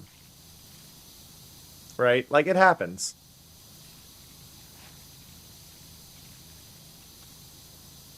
No, I'm sorry, Dor. I get you. I will probably be on Saturday watching streams on my phone with headphones on.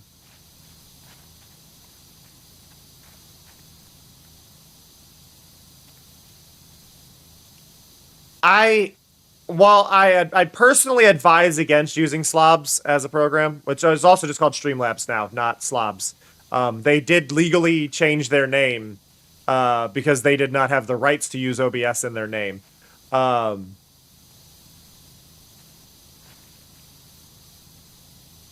I'm sorry, Dor. No, I was just saying, like, but yeah, it's not Slobs anymore, it's just SL. Which is confusing for me because I also use SL for Streamloots.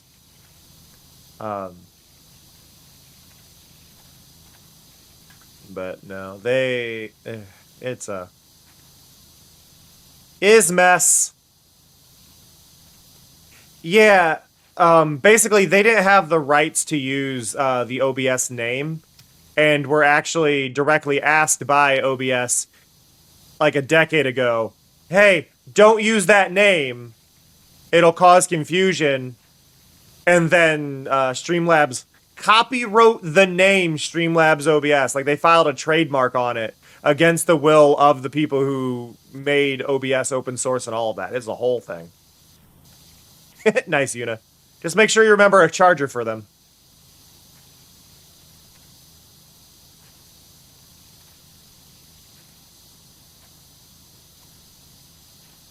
But, yeah. No, I think with streams, my community is absolutely amazing. This is the big thing. My community is absolutely amazing, right?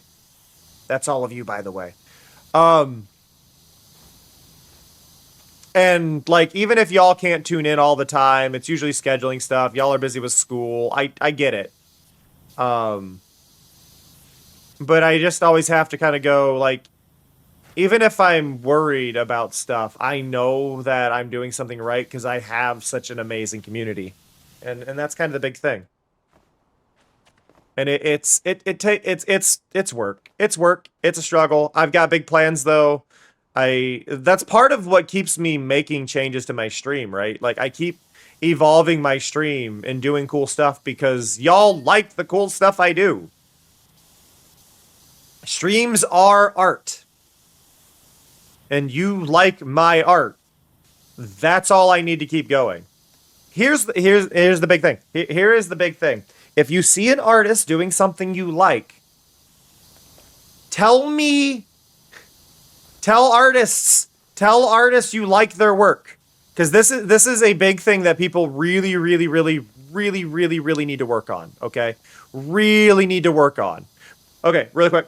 My model, while designed by me, was drawn by Myra the farmer. I did not do the art for my model because I cannot do cartoony people. I can't. I just do not have the ability to actually draw cartoony. I can't. I've tried for years and ages and I can't do it. Myra the Farmer did a fantastic job. You should definitely check out Myra's work. It is Myra the Farmer, MYRA the Farmer, all one word. Check socials wherever you can. But this is a very important thing. If you like an artist's art, please tell people you like their art. Because you got to remember, most comments anybody is going to get on anything is going to be a hate comment. That's sad truth. It's going to be a complaint. It's going to be a nitpick. It's going to be a gripe. It's going to be a problem. There is going, I say most. It's probably 1 in 5. 1 in 5 comments are going to be a hate comment.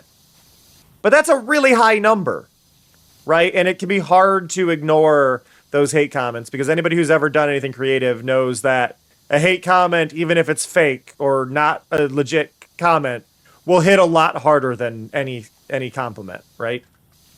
And that's just the sad way of the world. That one's going to stand out and it's going to hurt.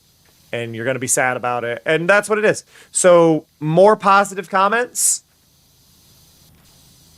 Do likes, do repost. I don't do reposts on people who don't use alt text on social media, though. So if you don't do alt text, I'm not reposting you. Do your alt text. So I'm just saying that, like, if you see people posting their art on socials, leave a comment on it. If you see a TikTok of somebody that is an art-themed TikTok and not just a random joke one, leave a comment. Alt text is the text that when you... So on Blue Sky specifically is what I can use as a reference here. On Blue Sky alt text, when you click on an image, it'll put text at the bottom. Alt text is used to describe an image for those who are vision impaired. So basically, it used to be more often used like when you would mouse over an image on a website. It would say text describing what it is. One of the biggest references of alt text, even though it's alt text misuse, is XKCD, the webcomic, which a lot of people know. There is another joke when you mouse over it. I know Oglaf also does that. Alt text is meant to describe the image for those who have vision impairments. So generally, if I were to post a picture of my persona, I would end up saying a rabbit persona in a baggy jacket and harem pants with ink blot markings on white fur. Right, that would describe what mine is if I were to post that image, right? And you just do that, and then when people use screen readers, if they can't see, they can now kind of participate in the conversation. If you post an image with a bunch of text, you can do that as well. The way you add it on Blue Sky, for instance, you can go into your settings and go to accessibility. I'm gonna stop spraying so I can focus on this. Go into your settings, go to accessibility. There is a toggle that is require alt text, and then it won't let you post an image without adding alt text. When you attach an image to a post, there is a section that will appear that says, I think it says alt text on it. You click on that, and then you can type whatever the description you want in it is. I believe Twitter still has that, but nobody should be on Twitter anyway. But Twitter did have that as a feature, so you should be able to use that as well. But if you want to read it, any images that have it will have a little thing that says alt text in the corner. When you click on the image, it shows it. I don't repost anything without it, and if I do, I end up adding alt text myself to make sure that context is there. It's the worst offenders are when people post images that are screenshots of a bunch of text and then do not put the text in it. If, like, more than anything, if you're sharing an image with a bunch of text, you need to add alt text. You need to. So often, fonts happen, compression happens, all of that. But there's a large group of people on Blue Sky that will not share anything that does not have alt text. It is a sizable amount of people. It also helps your post show up in social, in like searches and stuff. The one thing I will say is do not put jokes in the alt text. Just as a thing, don't put jokes in alt text.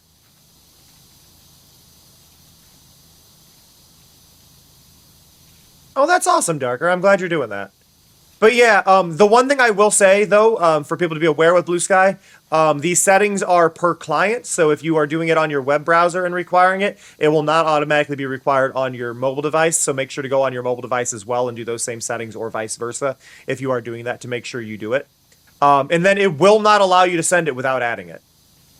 No, you're good. You're good. You're good, Witch. This is how my conversations go. Also, I do want to do this as a note to people in general. Here's a link. You can click that link there, and you link that to your Twitch. You can set up pronouns on that, so anybody, just because I'm noticing a couple people in chat don't have pronouns next to their name. If you click that link, you can actually say what your pronouns are, and then it'll give me your pronouns, and a bunch of other streamers will have access to your pronouns without actually you ever needing to say them, so everybody knows how to refer to you, and it's a really useful thing.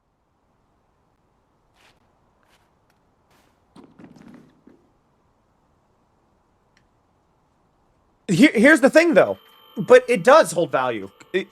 I would argue, shockingly, Blake, shockingly, you not knowing a lot about art, by like you saying you don't draw, you not knowing a lot about art, and I'm kind of assuming, yeah, yours are there, Wim. I'm kind of assuming there. I am kind of assuming. But assuming you don't really know a lot about the colors, you saying you like the colors from the context of somebody who doesn't know possible meaning behind the colors actually means more to an artist, because the audience for a lot of artists is not artists. It's not specifically artists. The audience for art is the general public. Like, obviously, if somebody commissioned it, it's going to be more important on that. But saying you like the colors of a piece, that's huge. I think Fox is probably the most active artist here out of everybody, I think. Fox, if you knew somebody didn't know anything about art and they come in and say, oh, wow, I really love the colors, that to me would mean a lot. Am I wrong? Like, that to me, I would find is pretty huge. Like, this person who doesn't really know about art's like, oh my god, wait, you love the colors? I clearly did something right, right? Because critics are gonna look more into it. Like, critics are gonna be like, oh, the colors here work really well, I like how this plays off of this, but it's like, if you go, I don't know a lot about art, but I really love the colors you've used here, nailed it. Because and I'm gonna go on the typical thing of sometimes a rose is just a rose is a comment used a lot in writing, because sometimes people go, oh, why was there a rose here? And it's like, sometimes it's just a damn rose. Sometimes people are looking way too into it. Sometimes people do things because it's pretty. Like, maybe I just wanted a flower here. It doesn't have to have a purpose. The incomplete meaning of the thing I did, I like this rose, right? Like,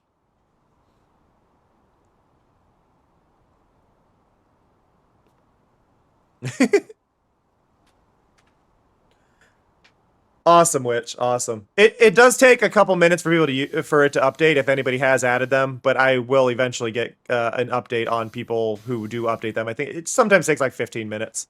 But the Aleo pronouns are used by a lot of different chatbots. A lot of them can access. A lot of people with on-screen chats have the option for them. Things like that. Like, they are visibly a thing that exists, and a lot of people can use them. It's the one thing I will say about it more than anything, even if you aren't using it as a screen reader, or if a streamer's not seeing it, other people in chat who use the browser extension for it, right? Because that URL also has a browser extension. You can install it on your desktop, and it'll show you the pronouns of people in chat. If I see people in somebody's chat that have those pronouns, that log shouldn't be there. If I see people in a chat and those pronouns are there, right? And they are visible, and I know that they have been added. I feel more welcome in that chat as a non-binary person. I feel more welcome in that chat than I do in chats where I don't see anybody with pronouns by their name. And it isn't to say that they aren't safe or anything like that.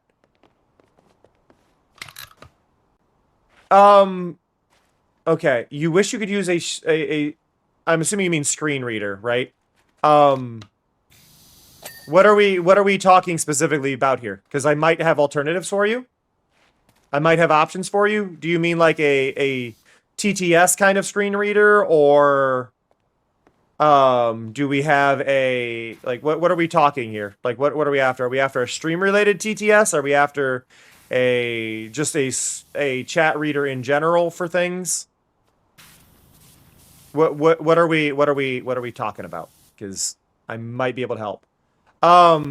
So you want something that allows you to read the audio for a chat, like as a viewer or as a streamer? Because I mean, technically, I have access to both.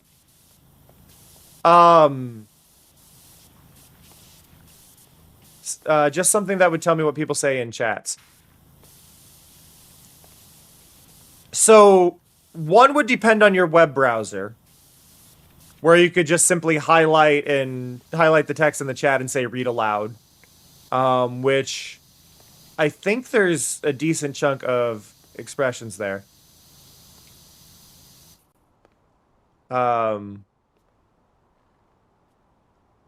See, yeah, which now next to yours I can see she, her pronouns. It's there now. It worked. It updated. Just something that would tell me what people say in chat. Streamer, but I don't know about the viewer, so not worried. I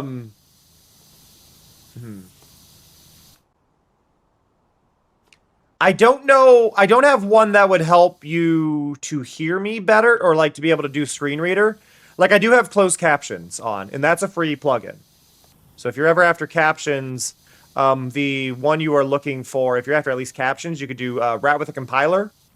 Is the name of the person who made it. If you do Rat with a Compiler captions plugin, you can get that. Didn't know about the viewer. As a viewer, highlighting text and highlighting the text and saying read aloud would work, but it's not the best. No. You don't have to do so.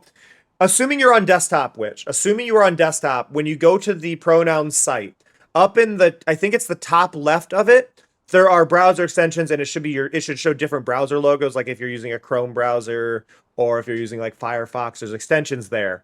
You would just click on the right one, and then you would install that extension for you.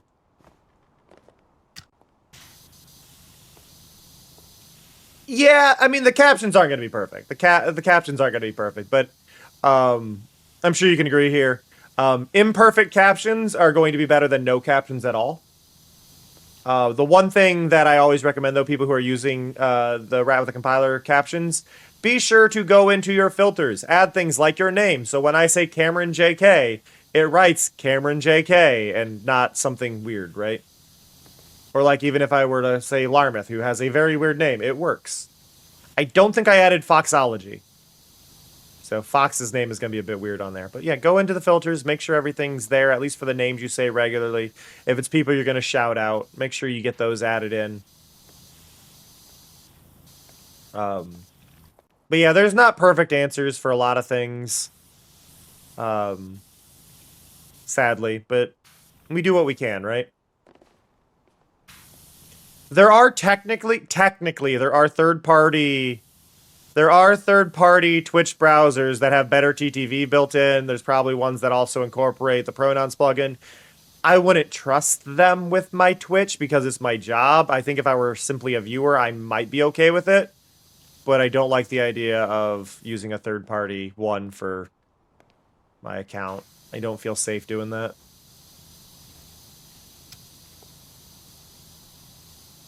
You know, and I'm sure they actually probably make the mobile viewing experience better on some of them, but don't trust.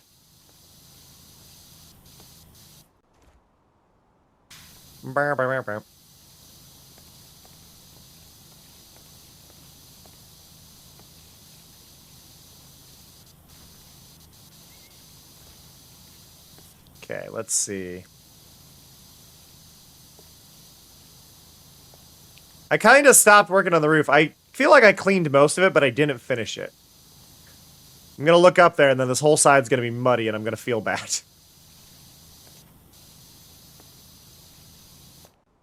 Yep.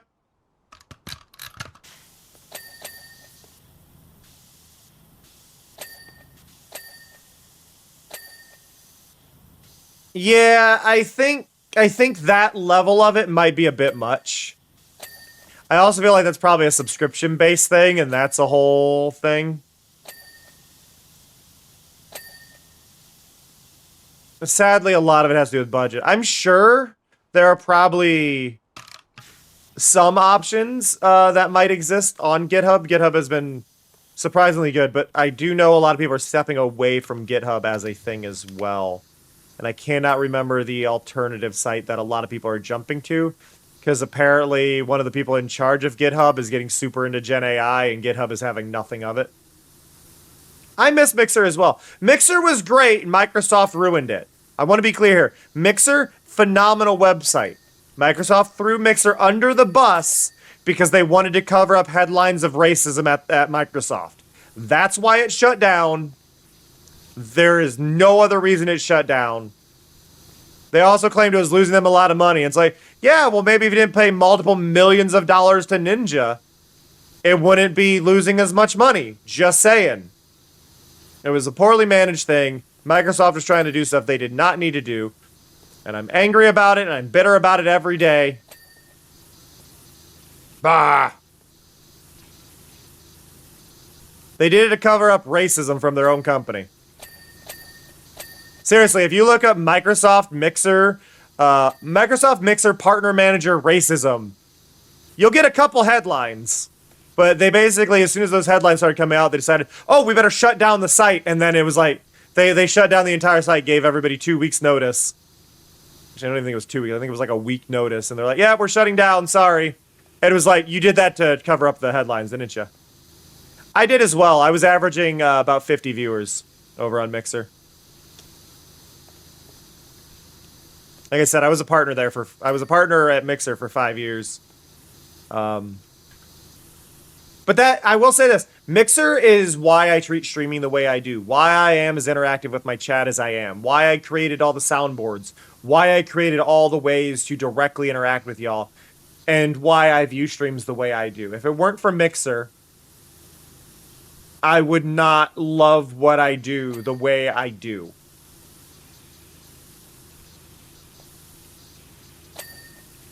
And that is undeniable for me.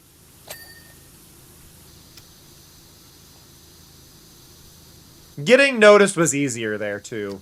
There was less of an oversaturated market, which helped, I think, everybody. Which is why I try to explain to people when it comes to Twitch. As much as people go like, how do I get noticed, blah, blah, blah. And it's like, honest answer, a lot of it's luck. Right? A lot of it's luck. And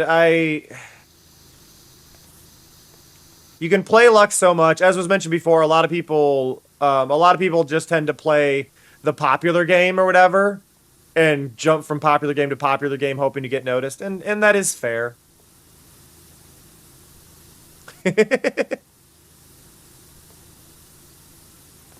I get you, Witch. But like it's a whole thing, and you can try and play the game and like twist things, but the main thing is, I feel, slow and steady community building, trying to get things okay. I have strong feelings about YouTube streams. I have very strong feelings about YouTube streams. My main feelings about YouTube streams is YouTube does not properly support good bot support to allow you to have proper control of your stream. If you're not trying to be extremely interactive with your stream, it's not a huge deal, but I find that to be important. I think having a highly interactive stream is huge, is a massive thing of importance. If you are streaming, you should be interacting with your audience as much as you possibly can. Otherwise, why are you live, right? That is like rule 1 for me. If you are live, you should be actively focused on your chat if you can. Collab events should be it should not be a regular thing because that keeps you from interacting with your community specifically. Collab events are cool. It's great when people do them, but they should be a sometimes thing, right?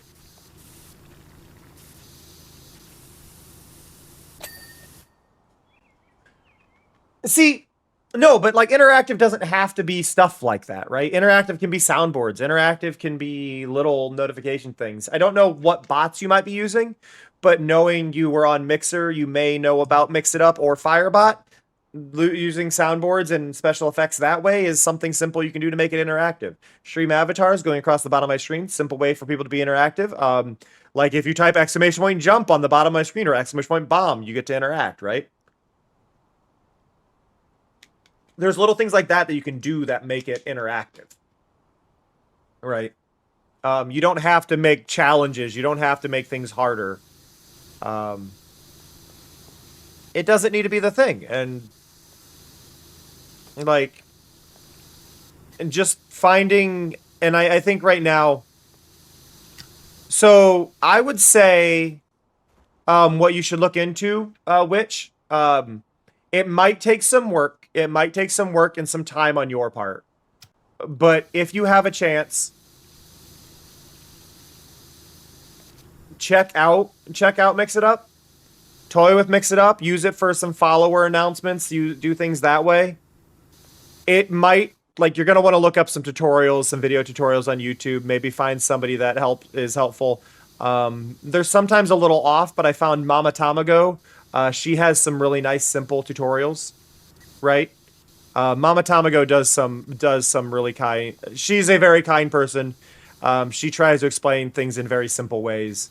Mama Tamago has some good ones. I would recommend her Mix It Up tutorials if you're after some simple, cool things you can do. Some of them, like, she's how I learned how to do the check-in counter, right? So when people do a check-in on my streams, it tracks how many they've done, right? And yeah. And she has videos on how to do sound redemptions, things like that. That can help.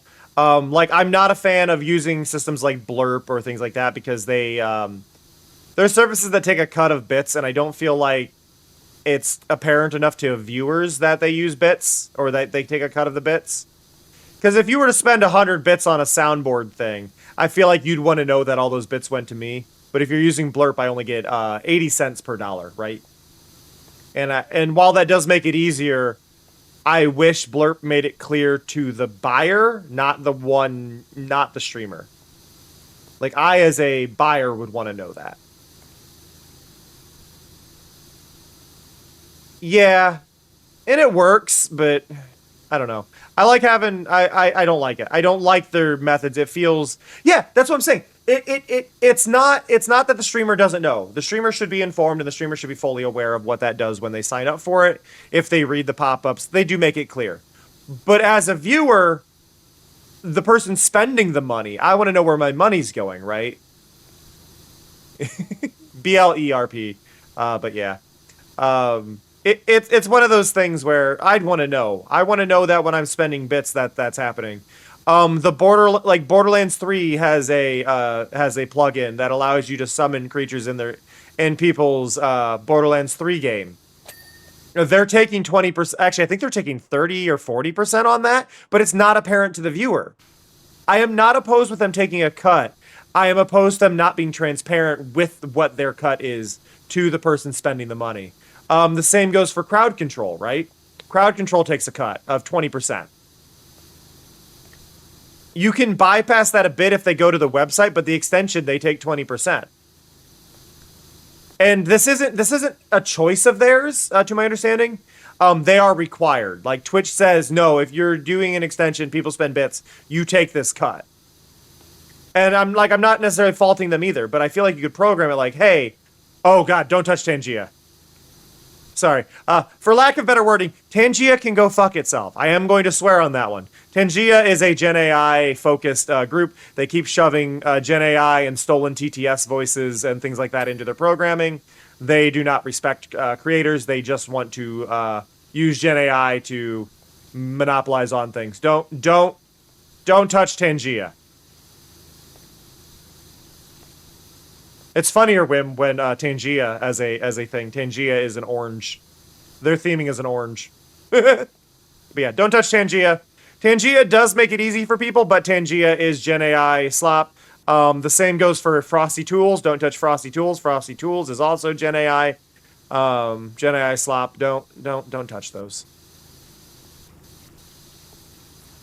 The big problem, especially with Frosty Tools, is Frosty Tools uses Gen AI on people who raid you. So it's not even your own channel that they're doing it to. They're doing it to your friends' channels.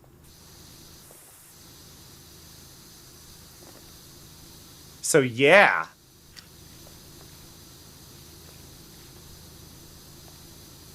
I like to mention this because I think this is worth mentioning.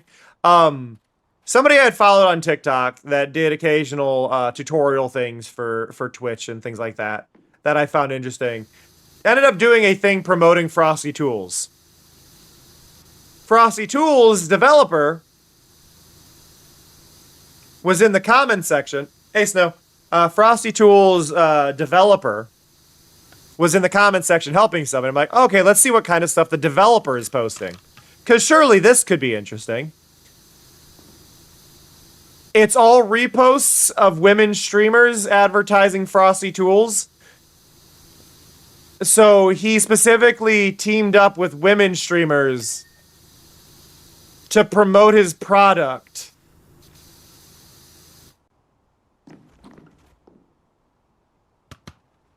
What? Okay, wait. What do my captions do when I say Gen AI?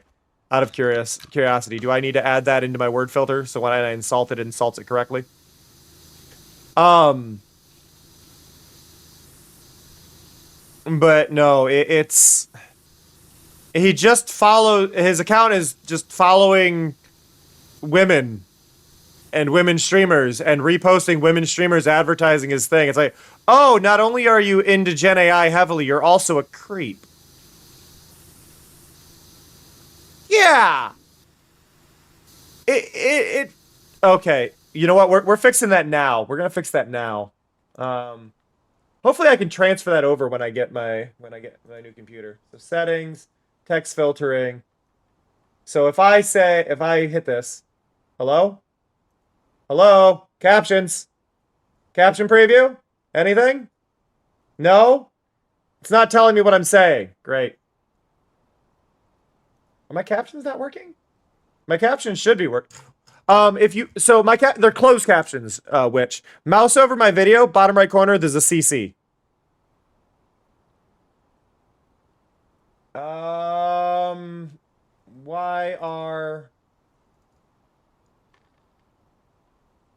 Is it related? Oh, whoa, there they are.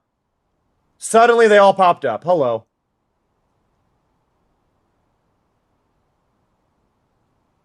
Suddenly they all popped up. My caption should be working now.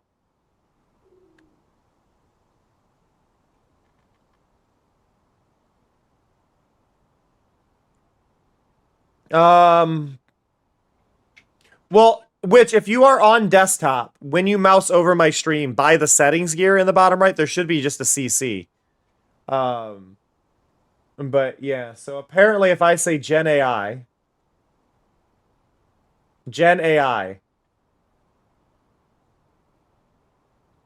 okay, so add text replacement.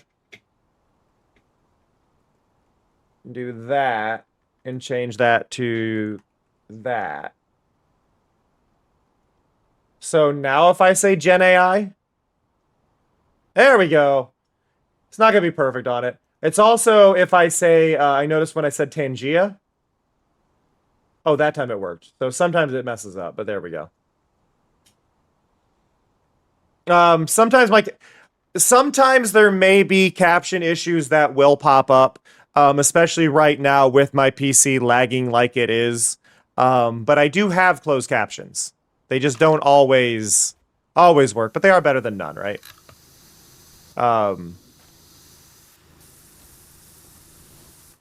I'm glad I got Cleo to use them. False now uses them, and XB uses them. So a couple of the hermits are using them.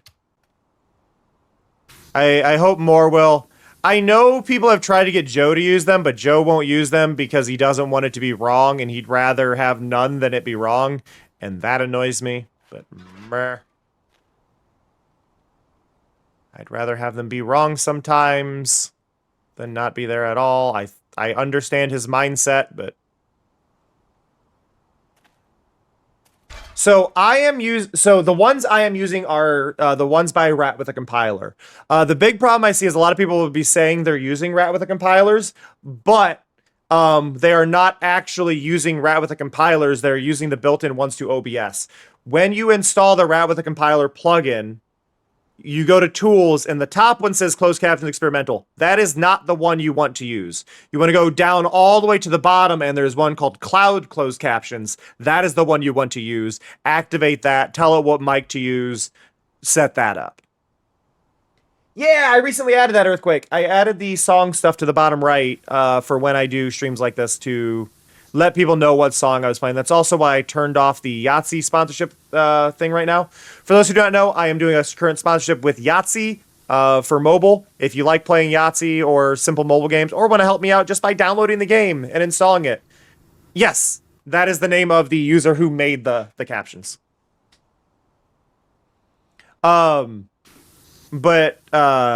But yeah, so if you have a chance, ! Yahtzee, or just scroll down to my info panels. There is a link where you can download Yahtzee through that. Just downloading it on your phone and then launching it one time will send $4 my way. Just doing that. And like right now, like 28 of you have done that. Let me double check. 27 people so far have installed the game. So just by installing it, you have sent $108 my way. Now, 9 of you have reached level 5. That's $9 more. 11. There's a bug in there. 11 of you have reached level 10. So I definitely know a couple people are missing there. 11 of you have reached level 10. That's another $33. Three people have reached level 20. That's another 15. Nobody's reached level 30 or 40 yet, but those are also on there. Those are $10 each and $20 each. But yeah, no, we've earned like $270. Yeah, on mobile they can be a lot, but that is a screen space issue. But you as a viewer can also change their size and format and font and drop shadows and everything with that plugin that I submitted, which is huge. I would really love for OBS to have it built in. OBS does have one built in, but it is not very good, is the problem.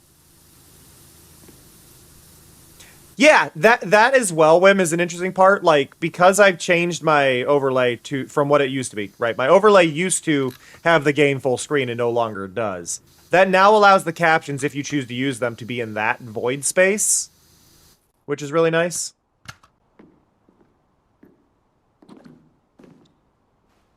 Maybe Earthquake, though I think in the case of that, there are just some tracking issues. That's why in the Discord we have that channel for people to go, hey, did I track? Things like that. The caption settings should be under, if you click the settings gear on the bottom right, there should be stuff related to the captions in there that you can customize them. But you can make them bigger, you can make them smaller, you can change the font, you can change the color, you can choose whether or not they have a backdrop. All of that should be available to you.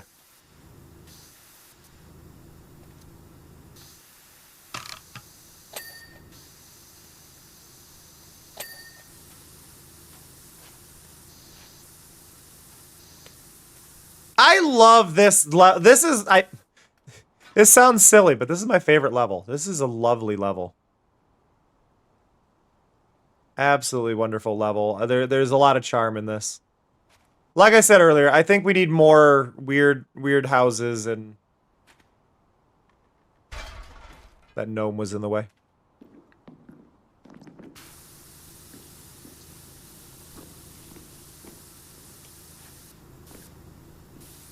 I am working on modifying something I'm going to do with my captions, because I can tell it to save a transcript.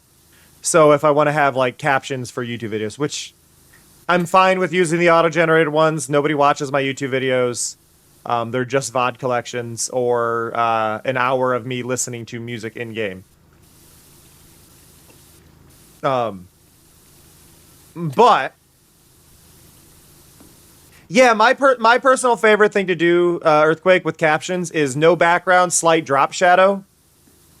White text, offset the drop shadow, give it a good solid font, and let it sit there. But some people need that background for higher contrast due to visibility issues, things like that. But yeah, you can just set them up to be however you want them to look, and because of my overlay layout, you can actually have captions set up to be really not obtrusive, which is nice. And those settings should transfer between streamers as well. So if you turn them on like Cleo's, for instance, you'll have the same settings. If you're not clicked in chat, they will toggle on and off by you just pressing C on your keyboard as well. But obviously, if you're typed in chat, it's going to try typing instead. But you can migrate them over to keyboard presses with pressing C. But I've used them for like 5.5 years now, and I will never remove them. I'm not a big fan of open captions that a lot of people have. If you don't know what open captions are the ones that are baked onto the screen. We even tested them here a few months ago just to see how people felt, and they're really distracting. Open captions are really distracting.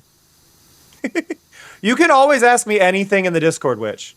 I actually have a section in the Discord that is literally just, it's called Streamer Help, and either I'll help or other people will. But I on Blue Sky, I have a Twitch and Streamer Tips section. If you go to my Blue Sky and go to Feeds, there is actually a section called Streamer Tips. And that is where I talk about like little bits of advice, moderation tools, cool little overlay stuff, mic settings, and my captions, like I said, are done through Rat with a compiler. Mine are done through the OBS plugin by Rat with a compiler called Cloud Closed Captions.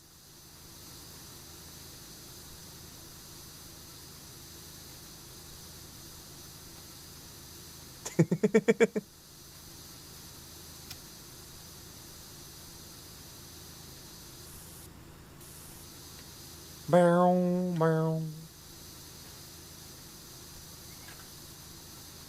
I'd grab the link, but if I don't know if Larmouth is available to do that right now. I know Larmouth was here, but I don't want to like force Larmouth to do that. But Larmouth, if you have a chance, could you grab the link to the Rat with a Compiler caption plugin for OBS?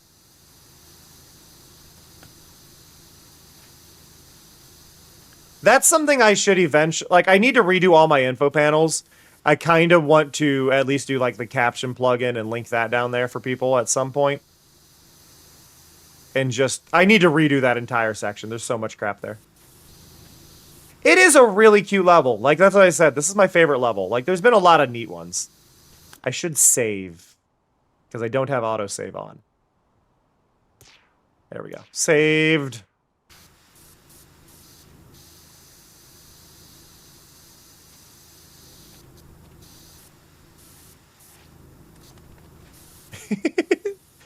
Sorry, Larmouth. You should... For me, usually when I find it, if I just do a search for Cloud Closed Captions, it usually takes me to the plugin page that's on the OBS project, but it would be... You want the GitHub one, so it should just be Rat with a Compiler, all one word, GitHub Captions, and I think you'll get it. If you can't find it, I can look it up. It's not a big deal. Just... I might drop frames. Hey, it swings! I love the random things they put physics on.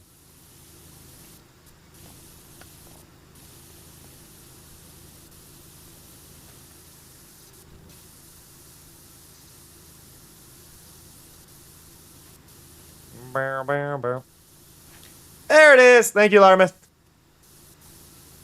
So that is the captions I use.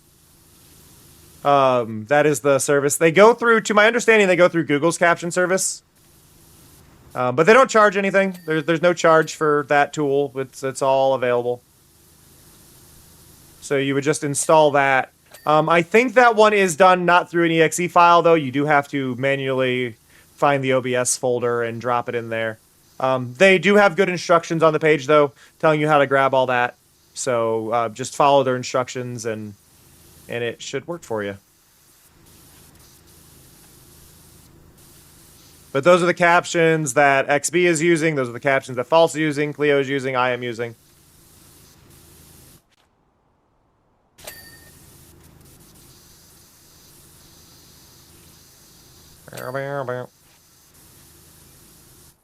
Swing seat, armrest, armrest, chain.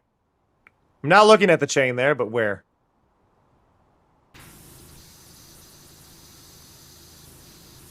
There it is. Individual chain links would sound amazing, though. Just ding, ding, ding, ding, ding, ding, ding, ding. It'd be a very happy moment.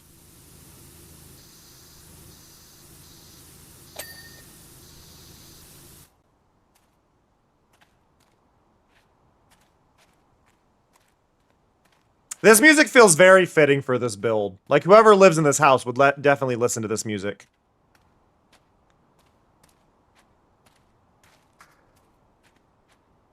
I like that they gave multiple tall ladders because they were expecting people to play this multiplayer.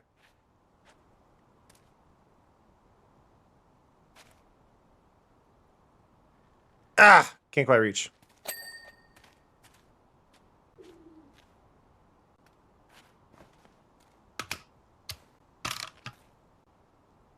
Whoop. Oh, okay. I remembered what game I've been playing where triangle is jump. I've been playing a little bit of Fallout 76. Oh, Larmith, I finally found the really, really bad floating trees. The really... Like, floating trees in games happen, right?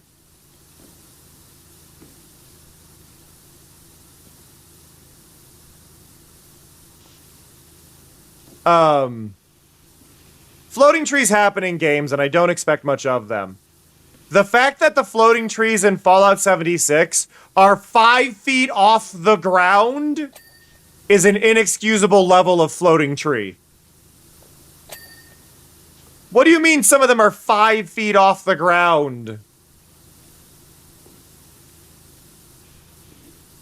How do you mess up that bad? Yeah, that seat there was that seat was nice. I like most of the new tools. The up and down seat is fun, but I wish its hitbox was better.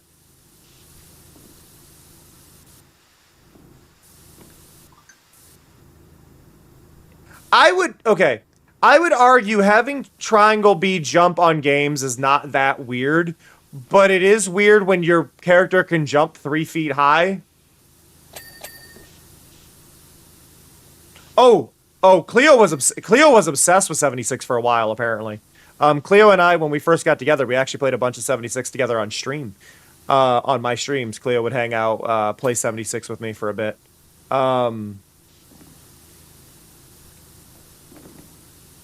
But the problem with 76, the problem with a lot of games now, I actually just don't stream a lot of them because of the UK's new requirement to ID people who are ID people's age. Twitch has implemented a 18 and up thing for people in the UK to have to submit their ID. So I want to avoid marking my streams as mature if at all possible. So that has been one of the reasons I'm not streaming 76.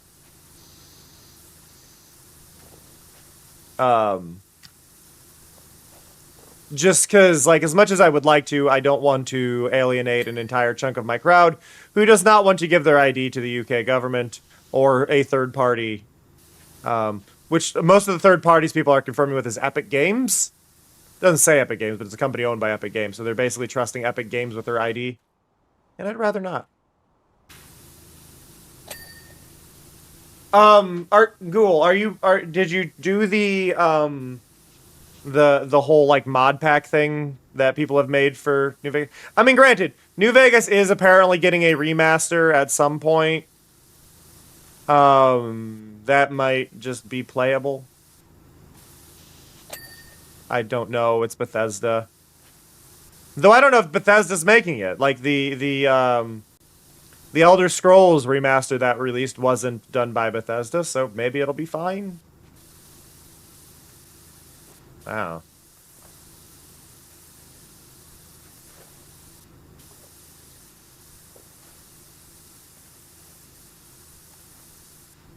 Yeah, no, so that might depend on the VPN there, Earthquake, because Cleo is obsessed with Imager. I didn't know Imager was such a big thing in the UK, and I find this funny, because it's not a big thing over here. It exists, but it's not a big thing in the States, at least not where I'm at. Oh, dang. Dangle. But that was the instance for me to teach Cleo how to use a VPN and what VPN to use, or what VPN did I recommend, or what one was I using. Because Cleo was like, I'm not giving them my ID just to look at Imager. And Cleo hasn't said that it stopped working, so I assume Cleo's is still working. But Cleo and I use Proton. I live in a state that Blue Sky requires my ID to use DMs.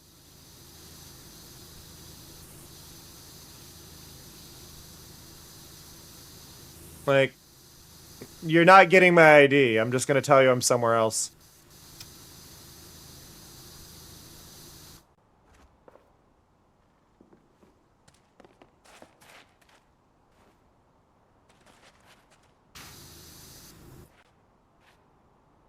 Eh.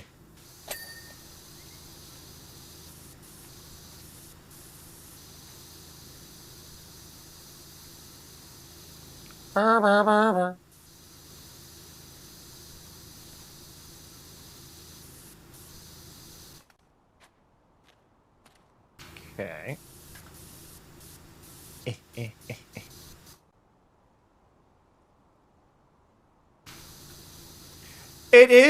I mean, that's kind of the thing, Ghoul. Imager is just an image storing site, but it also has like categories and hot photos and organization stuff.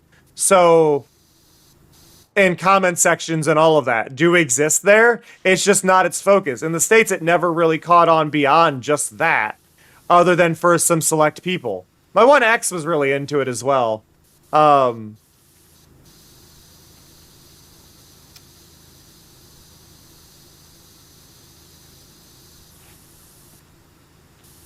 Have you tried other countries there, Earthquake? Like, have you tried a bunch? Because, I mean, yeah, that's weird.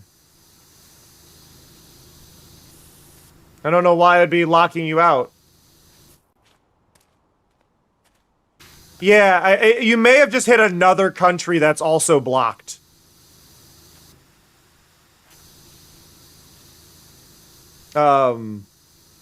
Like, I feel like the easy one, if you're in the UK, would be to choose, like, Switzerland, right? Because Switzerland doesn't block shit, typically. I think Cleo had chose Finland?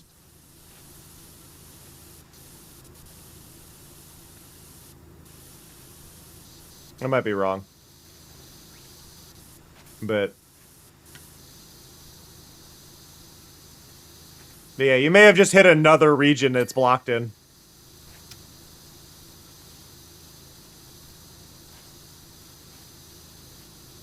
The big catch, though, this is something I will say that is very important. A lot of you may... Have a good one, Wim. A lot of you may be using a VPN and may have noticed this as an issue with Twitch. as I do have this happen myself, where I will see Twitch say reconnecting to chat or fail to send message happens quite a lot. If you are using a VPN and you are seeing that issue pop up, right?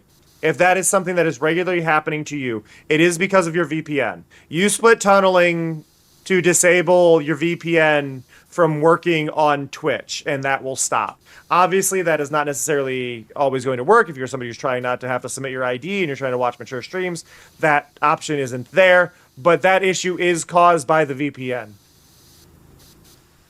So, turning off VPN on Twitch will solve that connection issue.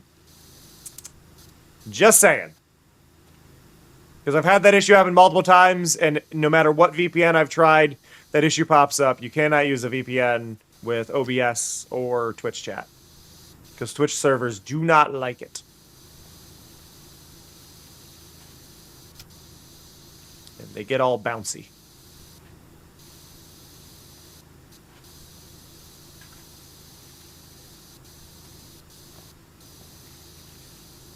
Though apparently Twitch's age verification can be fooled with video game screenshots, so The thing that bugs me about the Twitch age verification is just like, you have people's tax information on record. Nobody who is affiliate or higher should be required to give their ID. If they've managed that, why do you need proof of age? You have proof of age. You have their social security number. You have all of it.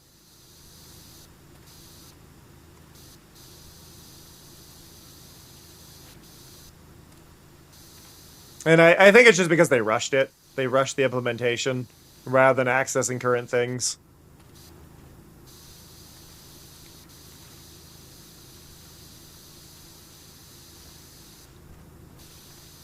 I have questions about these lyrics in the name of this song. They just keep saying, I want to touch you, and I don't know how to feel about that.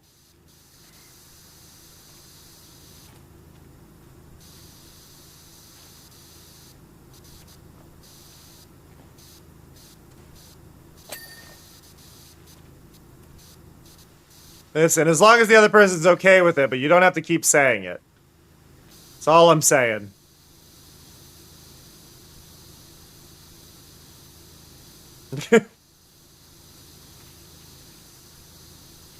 Yeah, I'm just gonna put that song on. Please don't. It wouldn't be bad if it was like said one time, but it was really weird that they kept saying it. You know what I mean? It's like, yeah, you can have that as a lyric, but you keep saying it, and now I feel like you're a creep.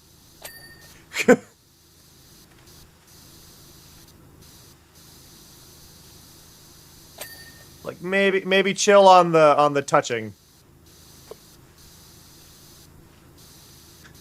Please no meat touching, ma'am. That's a deep cut. If you know what please no meat touching, ma'am is from, congratulations. You're old. And a loser.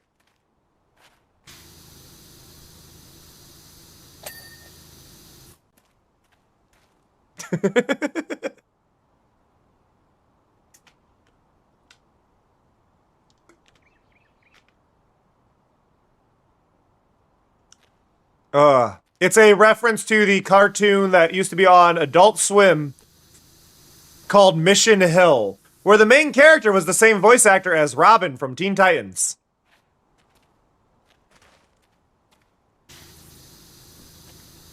It was about a newspaper comic that was being submitted, and it was somebody trying to buy a chicken, and it was somebody trying to buy a chicken or a turkey, and the speech bubble on it was, "That's so Kafka-esque," and the whole thing with it was basically as a statement. It was supposed to be a commentary on how people misuse the term Kafka-esque as a descriptor for things. But the younger brother, who is the main character, just said, I think it'd be funnier if it just said something more relatable, like, "Please no meat touching, ma'am." And everybody agreed, like, yeah, it should just say something about don't touch the meat. And it was just like, no. But yeah, the main character in that was the voice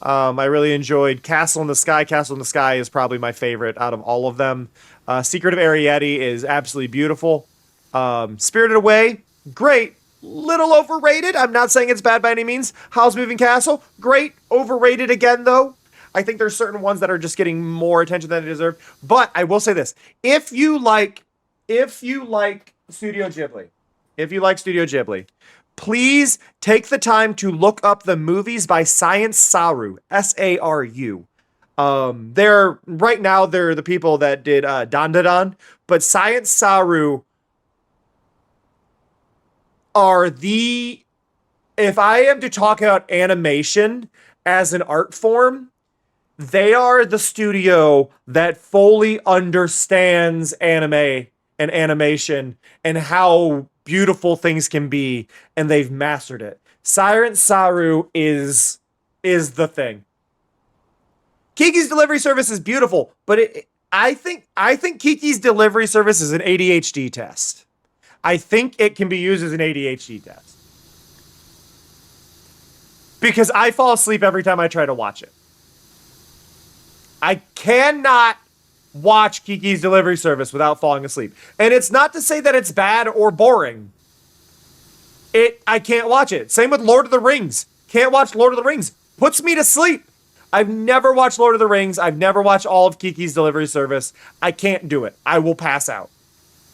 They are not interesting enough to keep my focus. They are not at a pacing where I can actually watch the whole thing. I can't do it. Ugh. Beautiful movies. Don't get me wrong. Beautiful movies. Absolutely fantastic movies. Don't spend the time. I can't spend the time on it though.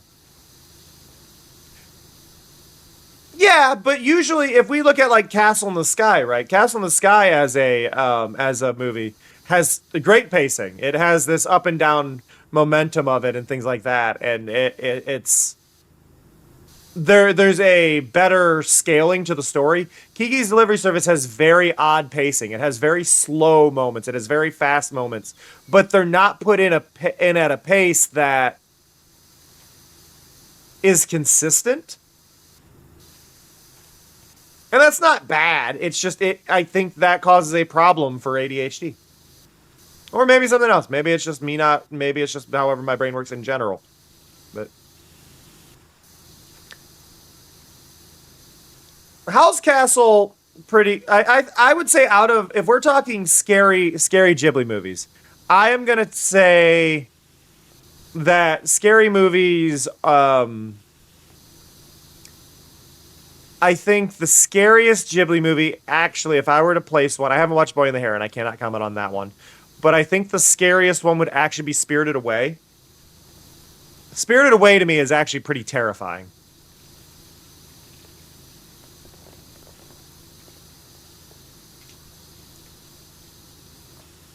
Ponyo is a good one. Definitely a beautiful art style to it. I don't think it's that good of a movie for people over the age of 12, though. I'm not saying you can't enjoy it, right? But I think Ponyo hits kind of a demographic cap. Yeah, no, Howl definitely has some creepy moments. Howl has a more mature story that I think a lot of people wouldn't get if you were like the age group target demographic for Ghibli movies, I think is pretty important. I think Spirited Away is one that doesn't really have an age group. Beyond, you probably want to be 12 before watching it. Boy and the Heron is an adult movie about war. That's all I know. I haven't watched it yet, and I need to, and I'm aware I'm slacking on that one. Oh, Princess Mononoke. Yeah, Princess Mononoke is a good one. I would say target demographic upper teens. Grave of Fireflies. We're looking young adults, like 20 to 25 target demographic. But like Ghibli movies have their spots, right? And that's not to say anything against them. I think it just is. It's harder to appreciate the things you should be appreciating depending on who the audience is for that movie. Castle in the Sky, I think, is a good one for probably, I would say, age 15 to 25. DDDF. Thank you, Mari, for those wise words.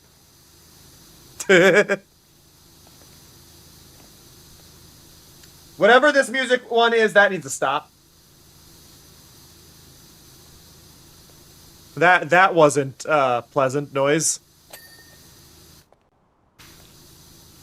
The only complaint I have, you know what? I'm gonna mention this, and this is a thing maybe a lot of people don't notice.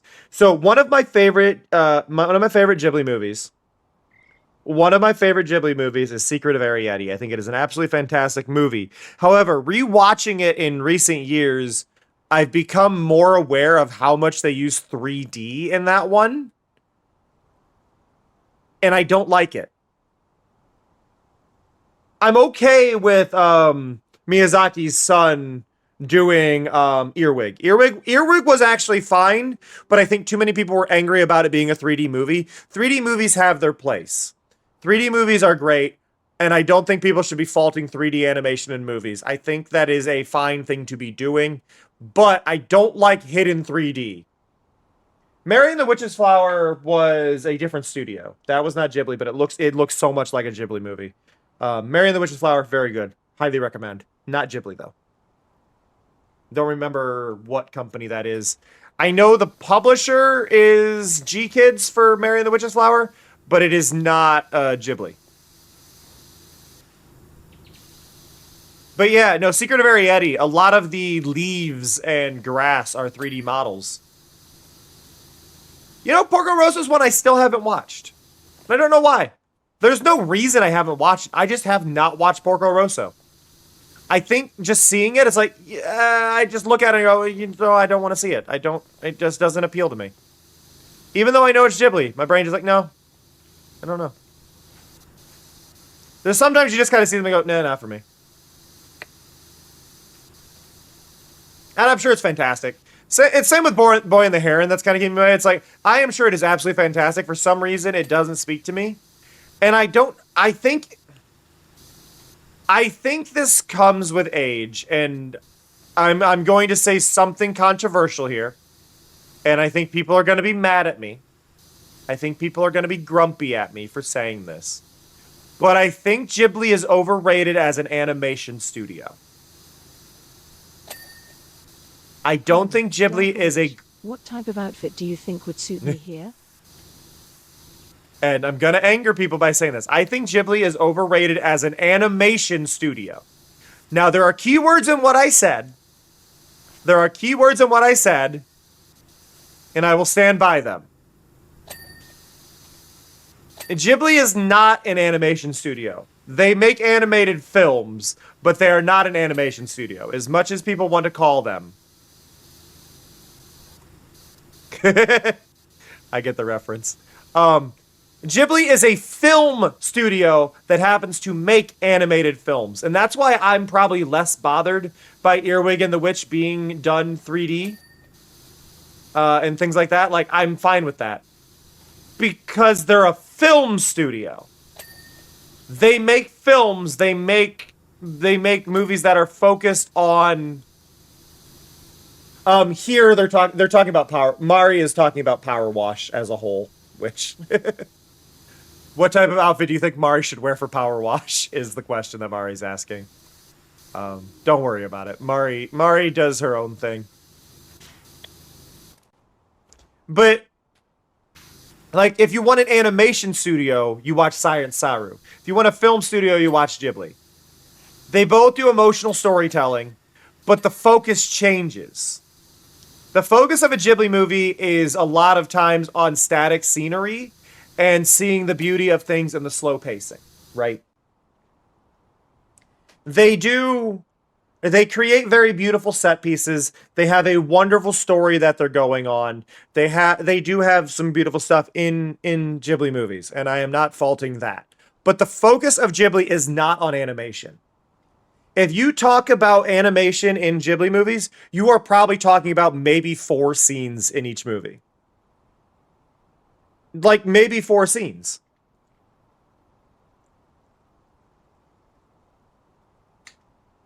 And I am not faulting that, right? I am not faulting that.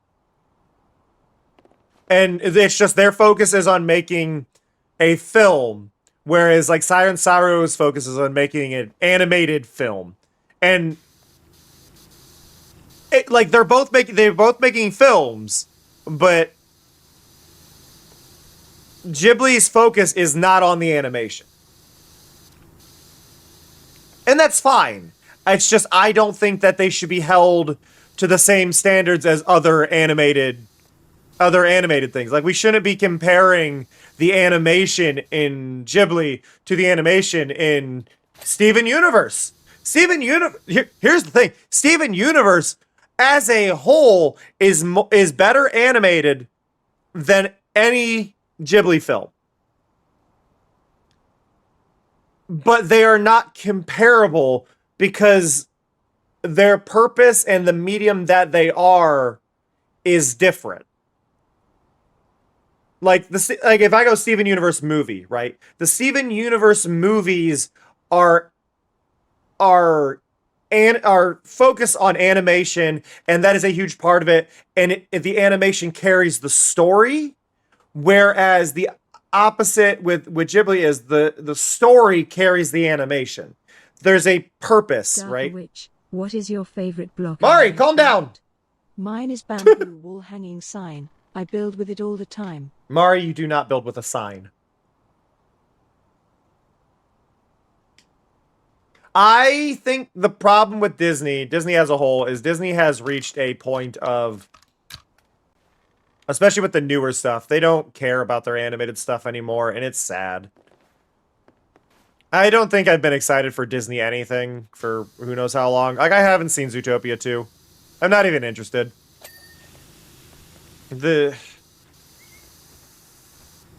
I've like, if I want a good animated movie, I'm watching DreamWorks. Out of like DreamWorks versus Disney, DreamWorks is who you watch for an animated movie. You watch DreamWorks. Akira is definitely a nostalgia one. I don't think Akira holds up, but that's fine. It doesn't need to hold up. But it can be harder to watch. It can be hard to watch any anime from the 90s and prior. Really, anything pre-2000s can be very difficult to watch when it comes to anime. And it's budget. It's all budget, right? They don't have the time or the money to put into more animation, so the pacing is very slow in them. DreamWorks is handling animation really well. Sony Pictures handles animation really well. Mitchell's vs. the Machines is one of the best animated movies I've ever seen. At least from a non-Japanese studio. You can't beat Science Saru. I'm sorry. Science Saru, best animation studio ever. Full stop. I'm like, and I'll say this. Science Saru did an episode of Adventure Time. So, I mean, they're not just anime.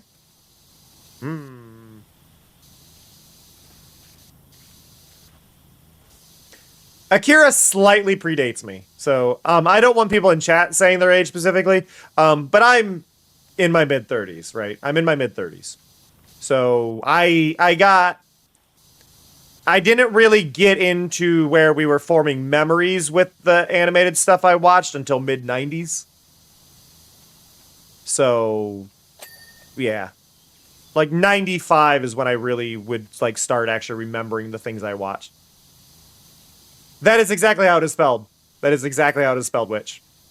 Got it flawlessly.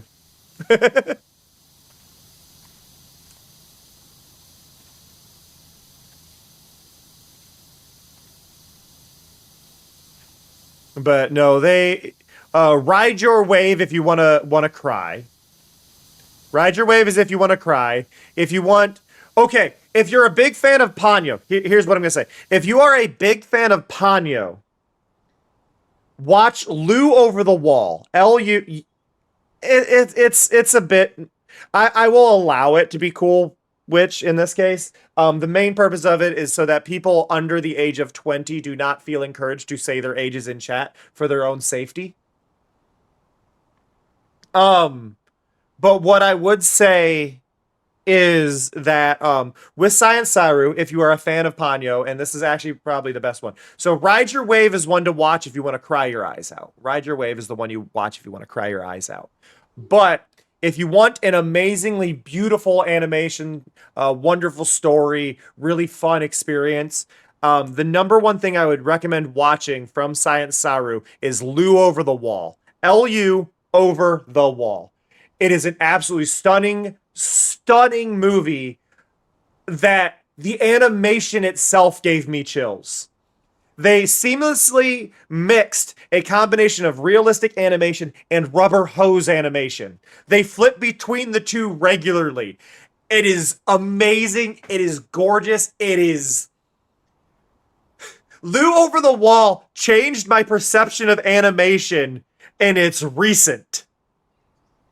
I say recent, it's like within the last 5 years, I think. But Lu Over the Wall. If you have it in you to watch it, please watch it. It's so good. It is inspiring. Like, if you are feeling creative burnout, if you are feeling just gloomy, watch it. If you're okay with watching on less cool sites, I would like to recommend H-Anime, because they don't use AI to generate their captions. They're community captions for the most part. Crunchyroll's also just getting in a lot of hot water. But if you get a chance, H-Anime is the one I use to watch a lot of stuff. I also stream anime in the Discord from time to time. If you sign up for alerts for that, you can check out those things when I do those. I don't know Look Back. What is Look Back? Who is Look Back by? What is it about, Fox? I've never heard of it. Or maybe I've heard of it, but it's not clicking.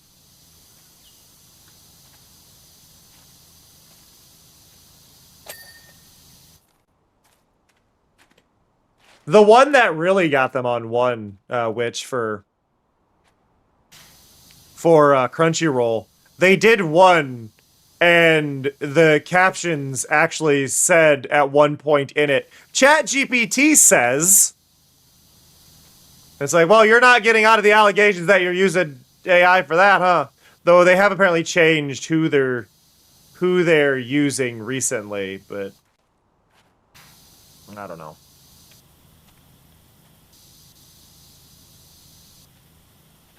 I don't want to get into that one too much because that is a stressful topic. But yeah, no, I stopped using Crunchyroll a while ago. Apparently they've removed their free tier entirely now. Like, you can't watch anything for free now on Crunchyroll. They used to have, like, some select few that you could watch some episodes of, but they've removed that. Like, as of, like, a few weeks ago.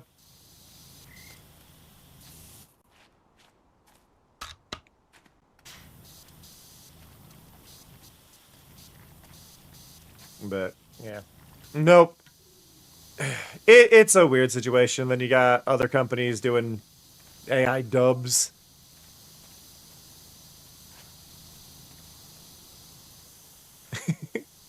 I will take note of that, Fox.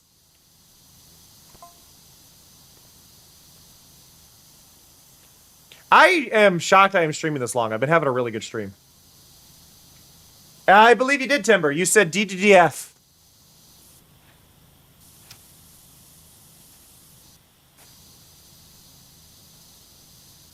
Yeah, no, and that's valid. If it's being paid for and you have access to it, obviously, like, especially if you're not the one funding it, then go for it. But yeah, don't get too hung up on it.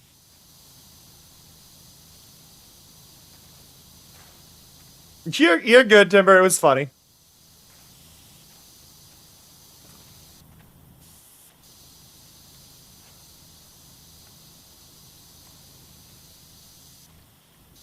God, my brain kind of derailed. I'm thinking of Lu Over the Wall. Sorry, Lu Over the Wall. Lou Over the Wall is very similar in plot to Ponyo. Granted, Ponyo is just the Little Mermaid. Let's be real. It's a Little Mermaid movie. But it is just...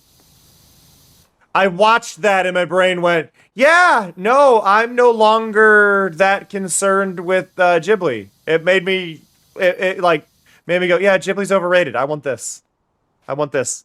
And I'm not saying Ghibli's bad. I just think Ghibli is overrated in animation terms. They are a film company. They are not an animation company. And it just put new perspective on everything for me. I think I watched Lou Over the Wall like 5 years ago.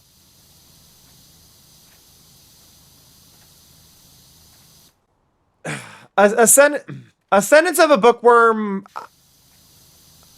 I liked to a point. I think I liked it until the end of, until 2 episodes to the end of season 1.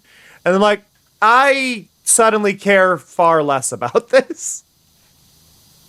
Right near the end of season 1, when she started going to the church to read more, and I was just like, I don't like this. I'm out. It stopped me. There wasn't anything this season I cared about. I'm just thinking back about the current season of anime, and it's like, I did not care about anything except for Campfire Cooking Season 2. And maybe the one about the woman who has the ability to slow time and beat the crap out of people. That was good. It wasn't that great though, story-wise. Story-wise was kind of bleh. I just enjoyed watching her beat the shit out of aristocrats. I have not. It's too slow for me. I commend Apothecary Diaries for what it is. It is too slow for me. I need a little more speed on that. I can't focus. Same reason, what was it, last season there was the one about the Silent Witch. Absolutely beautiful. Watched the first episode, thought it was great. Can't focus on it long enough. That's the thing. There's a lot of anime that I've learned because I have unmedicated ADHD. I'm just not going to be able to focus on them long enough. And I feel bad about it, but it's I just can't. As much as I'd love to, can't. Full Metal Alchemist, I watched the first season, or the first rendition of it. Never bothered with Brotherhood, and I know it's apparently better, but I'd already seen too much of it, and it was throwing me off that things were different. I had tried to watch it, couldn't get into Brotherhood. And I know apparently Brotherhood is better, but it takes a lot to get me to rewatch something. Just in general, it takes a lot for me to rewatch something. And when you're making me rewatch something that's slightly rewritten, I'm... I did watch Dungeon Meshi.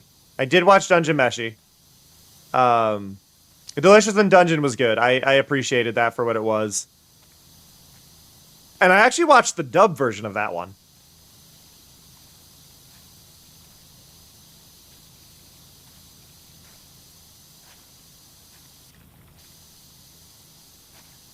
Delicious in Dungeon is one of the best anime we've had in recent years, I would say.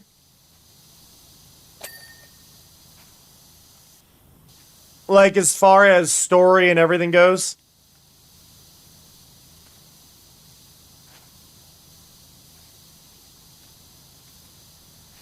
He was great casting. And I like how he even, I believe in an interview, he goes, he at least headcanons Laios as being autistic.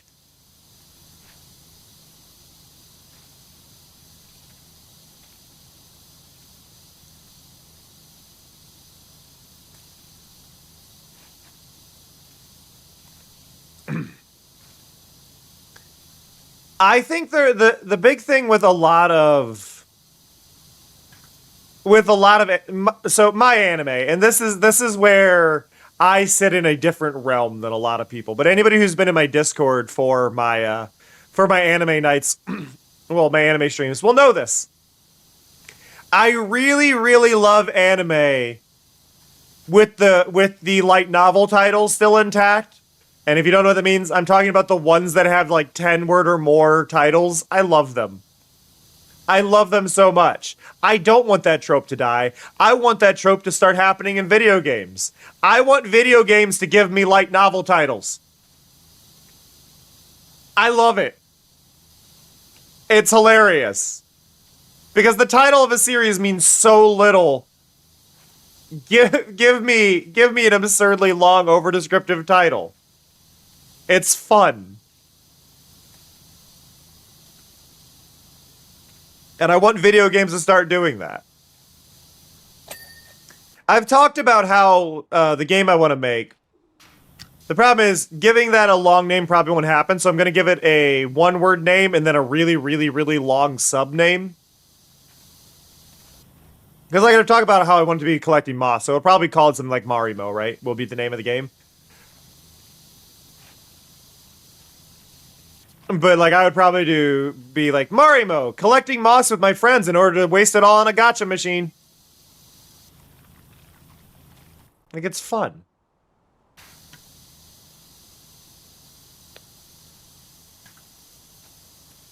I just want silly.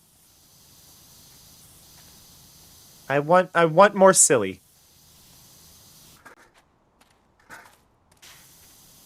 More whimsy! Which, again, as I've mentioned with whimsy. More whimsy in the world. That's why my new computer is a juice box.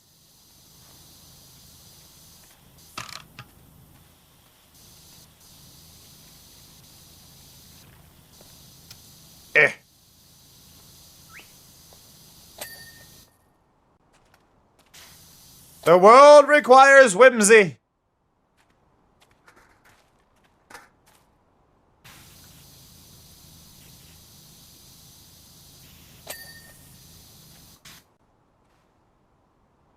Nee, nee, nee, nee, nee, nee. The world requires whimsy and more compliments. Those are the things the world needs. More whimsy and more kind words to one another.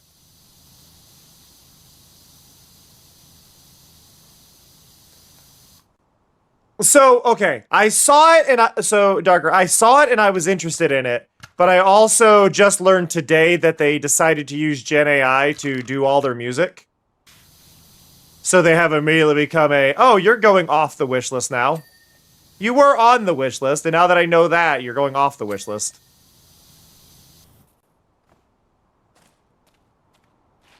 I did like the concept. I thought it was charming, but yeah, no, they used AI for the music. Which is really obnoxious, because here's the thing with music. There's so many libraries of people that are just like, use my music, just give me credit on itch. Like, there's no excuse for doing that. The only reason you do that is if you don't want to credit anybody else in your game. But it's like, they don't even want money, they just want credits.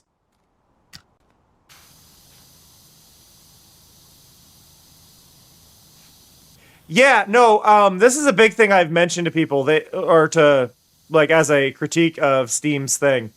The AI disclaimer needs to be on the right side underneath the purchase information, rather than all the way buried at the bottom of the pages.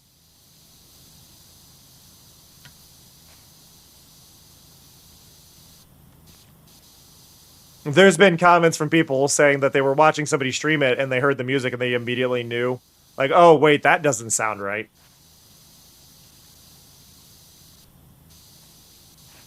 There's a Blue Sky account that's been doing a decent job of posting basically popular games and going, AI slop, AI detected, AI detected. There is a browser extension you can get on desktop. Obviously, it's not going to help you in the Steam browser, but it actually puts a red text and puts it front and center when you load up the page of a game that has Gen AI disclosure added.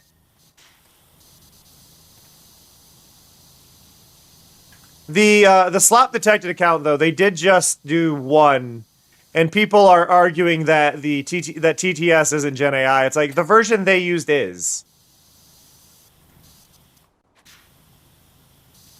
The TTS that this one game that they shared recently is Gen AI, but not all TTS is Gen AI. A lot of it is neural or old school language learning models. Mari is a neural one, but there is also a Gen AI one that I am not using. It sounds uncomfortable and weird.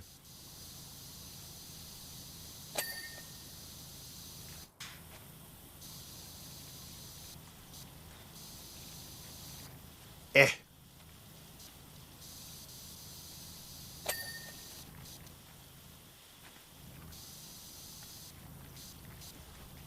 But yeah, no, it's the thing that bugs me is games not disclosing it, which is against Steam's TOS. I want to be clear.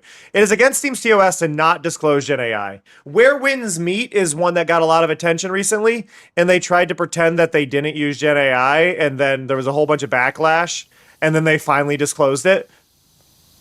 But like, why are you hiding it? Why are these companies hiding it? They know they have to disclose it, and they're hiding it. Like, I thought you were proud of it. I thought you were proud of the Gen AI you're using. You must be great. You're hanging out with me. If you're not proud of it, then why? Then you shouldn't be using it. Or you get games like Expedition 33 that didn't disclose it. They used it, but they didn't disclose it. It's just like, you... I hate it. I hate it. Like, and the real problem is a lot of people are going, oh, it's just assets they bought from the store. No, it wasn't. That's the one people called out and noticed, but they also generated a whole bunch of textures themselves. Like, it wasn't just the store or just the pillars. It was more than that. That's just the one that people noticed.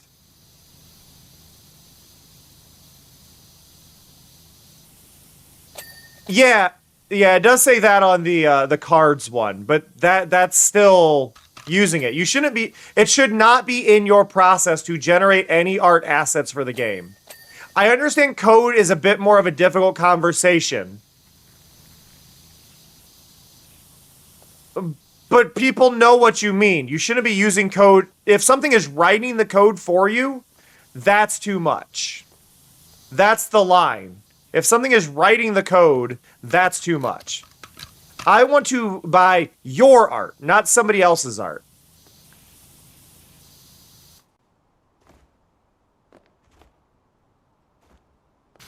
Yeah, that's the big thing. The original thing was that, oh, we got some from a store asset that had it, and we replaced it. And it's like, it still shouldn't have been used, and I'm bothered because when they removed it, this is the important thing. When Sandfall removed it, and this is the reason that pissed me off, they got called out on it, they removed it, and the only statement they did, because they didn't do an interview when they removed it. They didn't do an interview for like 2 months after they had removed it. When they removed it, what they had done was the patch note said, replaced placeholder assets, and that was it. That's it.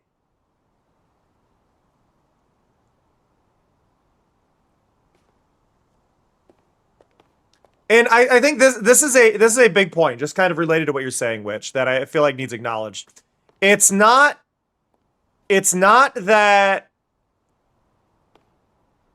so much that if you can use an artist, use it. It's more of a commentary along the lines of art is a luxury item. No one is entitled to art, right? No, you're fine. But like no one isn't like a lot of things slip through people. I'm never going to judge somebody for buying a game or whatever and not knowing. I will judge people for knowingly buying games that have AI and going, it's fine, I don't mind. Like people who buy Arc Raiders, I'm judging you. If you buy Arc Raiders, I'm judging you because it's been very loud that they did it the whole time. I will judge you for Arc Raiders. I won't judge people who bought Expedition 33 months ago. I bought it on release. I played it day one. I streamed it. I looked at the Gen AI and was confused by it and stopped, didn't say anything because there was no disclosure. So I was like, you know what? Maybe I'm just wrong, and I didn't say anything. And then it came out that it was Gen AI, and I felt vindicated, but I did stop streaming it as soon as it came out. Right? Like, I'm not going to promote those things. I'm not going to knowingly promote something that includes Gen AI. That's the big thing. But, like, art is a luxury, right? Nobody is entitled to a luxury item. And I think that's where the big problem is with, where one of the very big problems is in regards to this whole idea of putting or using Gen AI assets in your games. You are not entitled to AI assets because that is somebody's artwork, right? Yeah, no, Fortnite started that. Fortnite started, and when Fortnite started doing it, they no longer got my money. And now they've done a collab with, I apologize for saying the name of the series out loud, but they have now started doing a collab with Harry Potter, which has been my sign to uninstall. I will no longer be playing it because I never want to see anything from the Harry Potter franchise on my screen. I can deal with Gen AI if I'm not funding it, but I wasn't going to do any more streams with it because it's like, well, you don't get any promo from me. I can play it and deal with the Gen AI being there. But I'm not promoting it. I'm not giving them money. But now they've started putting Harry Potter shit in there, and it's like, no, that's not getting any promotion from me, and that makes me feel disgusted to even look at it. Like, that was kind of the thing. It's like, nope, you put that series in, and I'm out. You start doing stuff that awkwardly feels aggressive towards me, I'm done. And I see that, and I feel unwelcome. I know many in my community would feel unwelcome if they saw that. It's done, you know? And that was kind of the thing. Yeah, and I mean, if you're using earned stuff, it's like, again, I'm not telling people what to do with their money. The main thing to me is I hate seeing people streaming it. People streaming Fortnite, especially during the current event, it makes me sad because I know they see it. I know they're aware it's there, and they don't care. They don't care enough, and I think that's what hurts. Like, that's the thing. Is like, it hurts seeing people streaming it right now. It feels like especially people who have been very loud about not playing Harry Potter games, and I'm very proud of them for that. But then Fortnite adds it in and they still play it. And it's like, your statement meant nothing. You just didn't care for that one, so you said it. And it just feels performative, you know?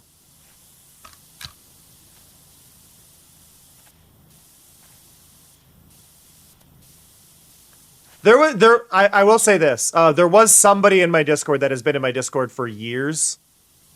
Years, but they never spoke. They were just somebody who existed in the server. But they've not been active in my community for a long time. And I noticed they're currently playing was the Harry Potter game.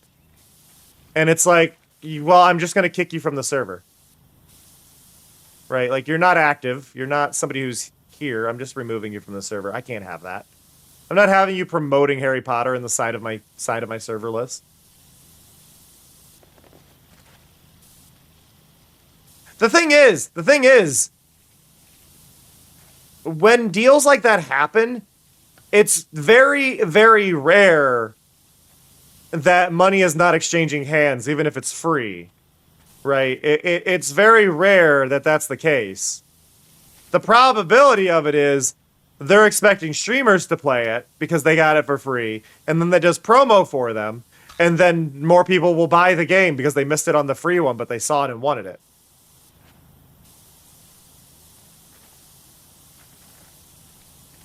People gotta be at least, like, that's the thing. You gotta at least be smart enough. If you're gonna play a bigot game, you gotta learn to turn that off from your sharing list. What the hell?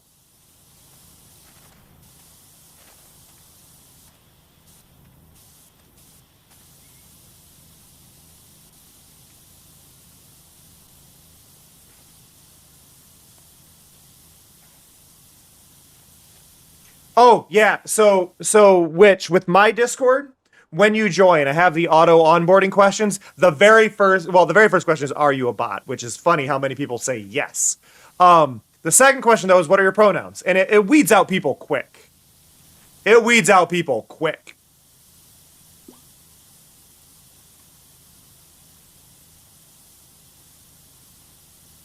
It's like, I'm non-binary. I use they, them pronouns. You think you're going to be able to get away with having an issue with pronouns? This ain't going to go well for you.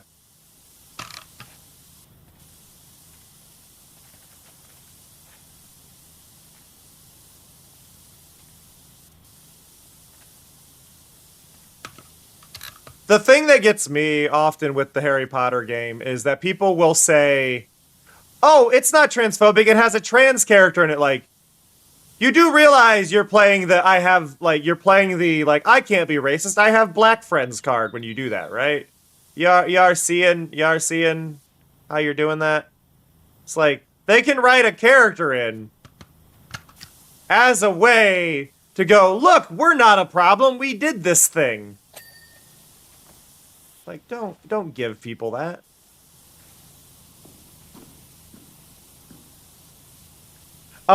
It is, so, which a lot of that, I don't know if it's available in every server. I don't know if you have to have a server of a certain size. But under server settings, if you go a decent ways down, there's a section called onboarding. It's done through that.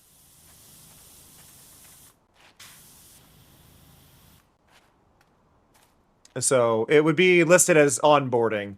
And then you can set up the default channels that anybody can see and all of that. I was hoping I was going to be able to use the tall ladder there, and I can't. So we're going to use this one.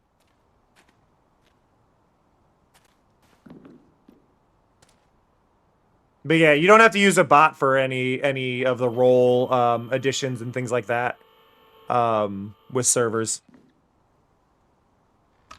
anymore.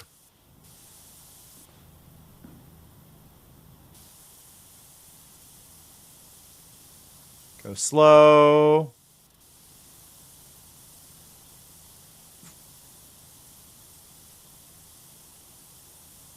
Now, a lot of that dirt is probably on the inside or on that back edge.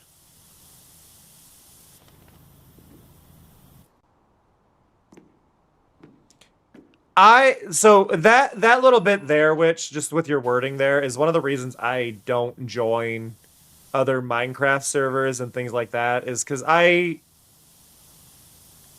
need to know that everyone is safe, and I don't want to be the one that has to put my foot down and leave.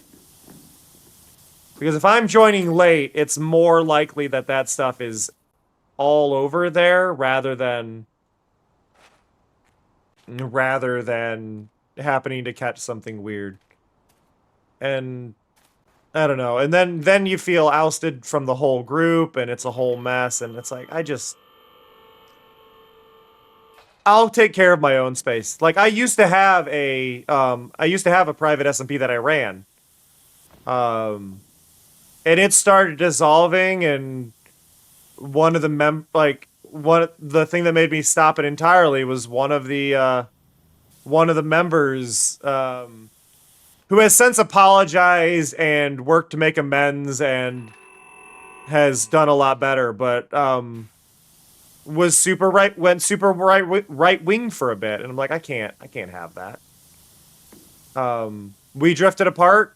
He has since come back around, apologized profusely, and said I was completely wrong, and I being from his perspective, and made good on his word. But I don't want to deal with that crap anymore, you know?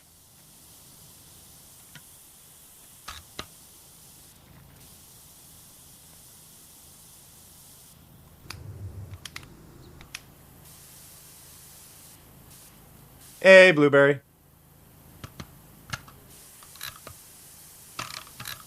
Yeah, it's just too much risk. It's too much risk that I don't want to take at the end of the day.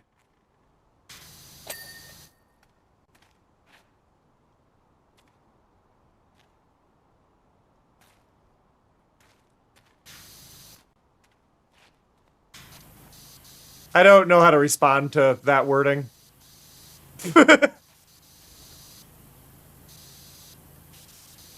It's fine. I don't know how to respond to it.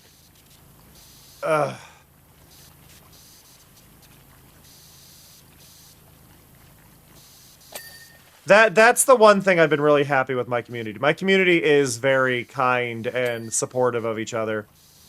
And we do have occasional slip-ups, but it's usually just like, hey, can we be careful about our wording here or whatever, and try not to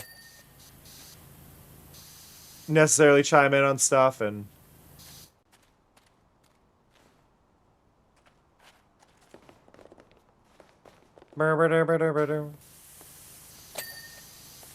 my Discord has a lot of channels, but it used to overwhelm people a lot, but now people just kind of like, yeah, it's a lot. It's fine though. Like everything kind of has its place, and they feel like they can have conversations, which is the important thing. It's like, yeah, I've got a lot of channels. I have 2 general chats. But like, it allows people to actually have conversations. Because that's a big thing, I feel like. A lot of Discords, I cannot have conversations in them. There's so much going on. I can't keep track of anything. There's too many people talking because they've only got like 3 channels. And it's like, God. I also don't like self-promo channels.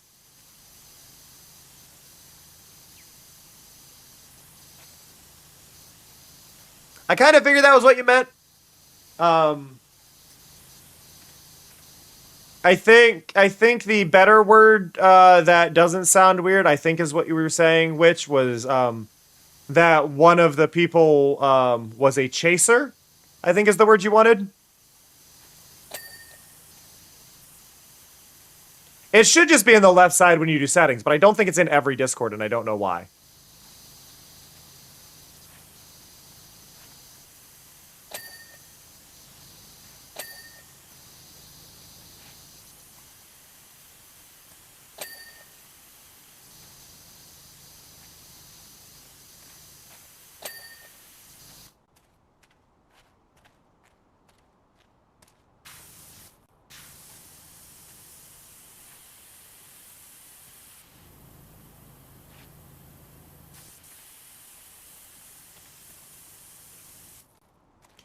Chaser is the polite way. I get what you're saying, but chaser is also the word for it.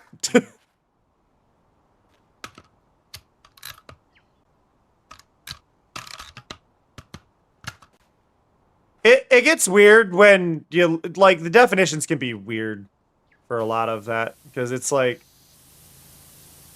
because obviously you're talking people who specifically seek out and have a thing for trans people. And then it's like, technically speaking, my attraction to anybody who does not fit into the gender binary, which would technically fall under that umbrella, and it makes it sound weird, but it's like, no, I know there's a very clear distinction between the two.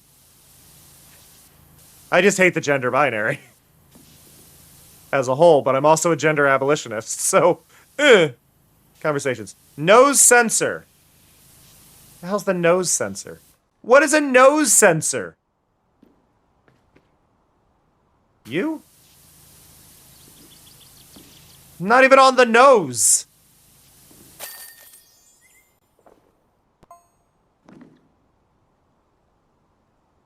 It wasn't even on the nose. It was on the forehead at best. Like it was more on the fuselage than on the nose. Oh. Oh man. I don't normally do 3.5-hour night streams, but I've had a really good time with y'all. Let me check the shopping really quick, because I've apparently got 7.5 grand. Eventually I need to buy literally everything, and I don't want to. Because I don't care. I do need this, though, for a later one, so we're gonna grab the floor buffer.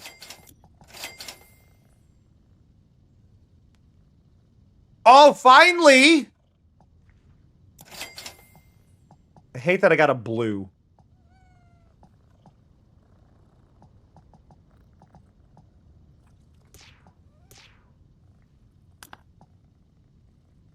Let's see. Ba-ba-da-ba-ba-ba-ba. Washer styling, and I can go here, and I can equip that. There we go. We got a new color. The floor thing is not bad, but the floor thing is useless once you get past the second sprayer. Once you are past the second sprayer in power, the floor buffer is useless. And that's the problem. The floor buffer needs more levels, right? The floor buffer needs more power levels for later. It's not strong enough to keep up with just using one of the better nozzles, so it becomes useless. And that's the big problem. I think I have all the trophies for everything that I can get right now that I've, like, done the levels on. Like, I haven't had the shopping mall, I haven't had town floats, I haven't had bandstand. I don't have the Prime Vista triple tip because I hate it. Don't have the funhouse. Haven't had the campsite. Well, wait, did I? I may have some of them I've missed, but I've done a lot of them. I'll go back through and platinum this, I'm sure. Because, like, I'm missing 9 achievements. Like, it's fine. I'll get there.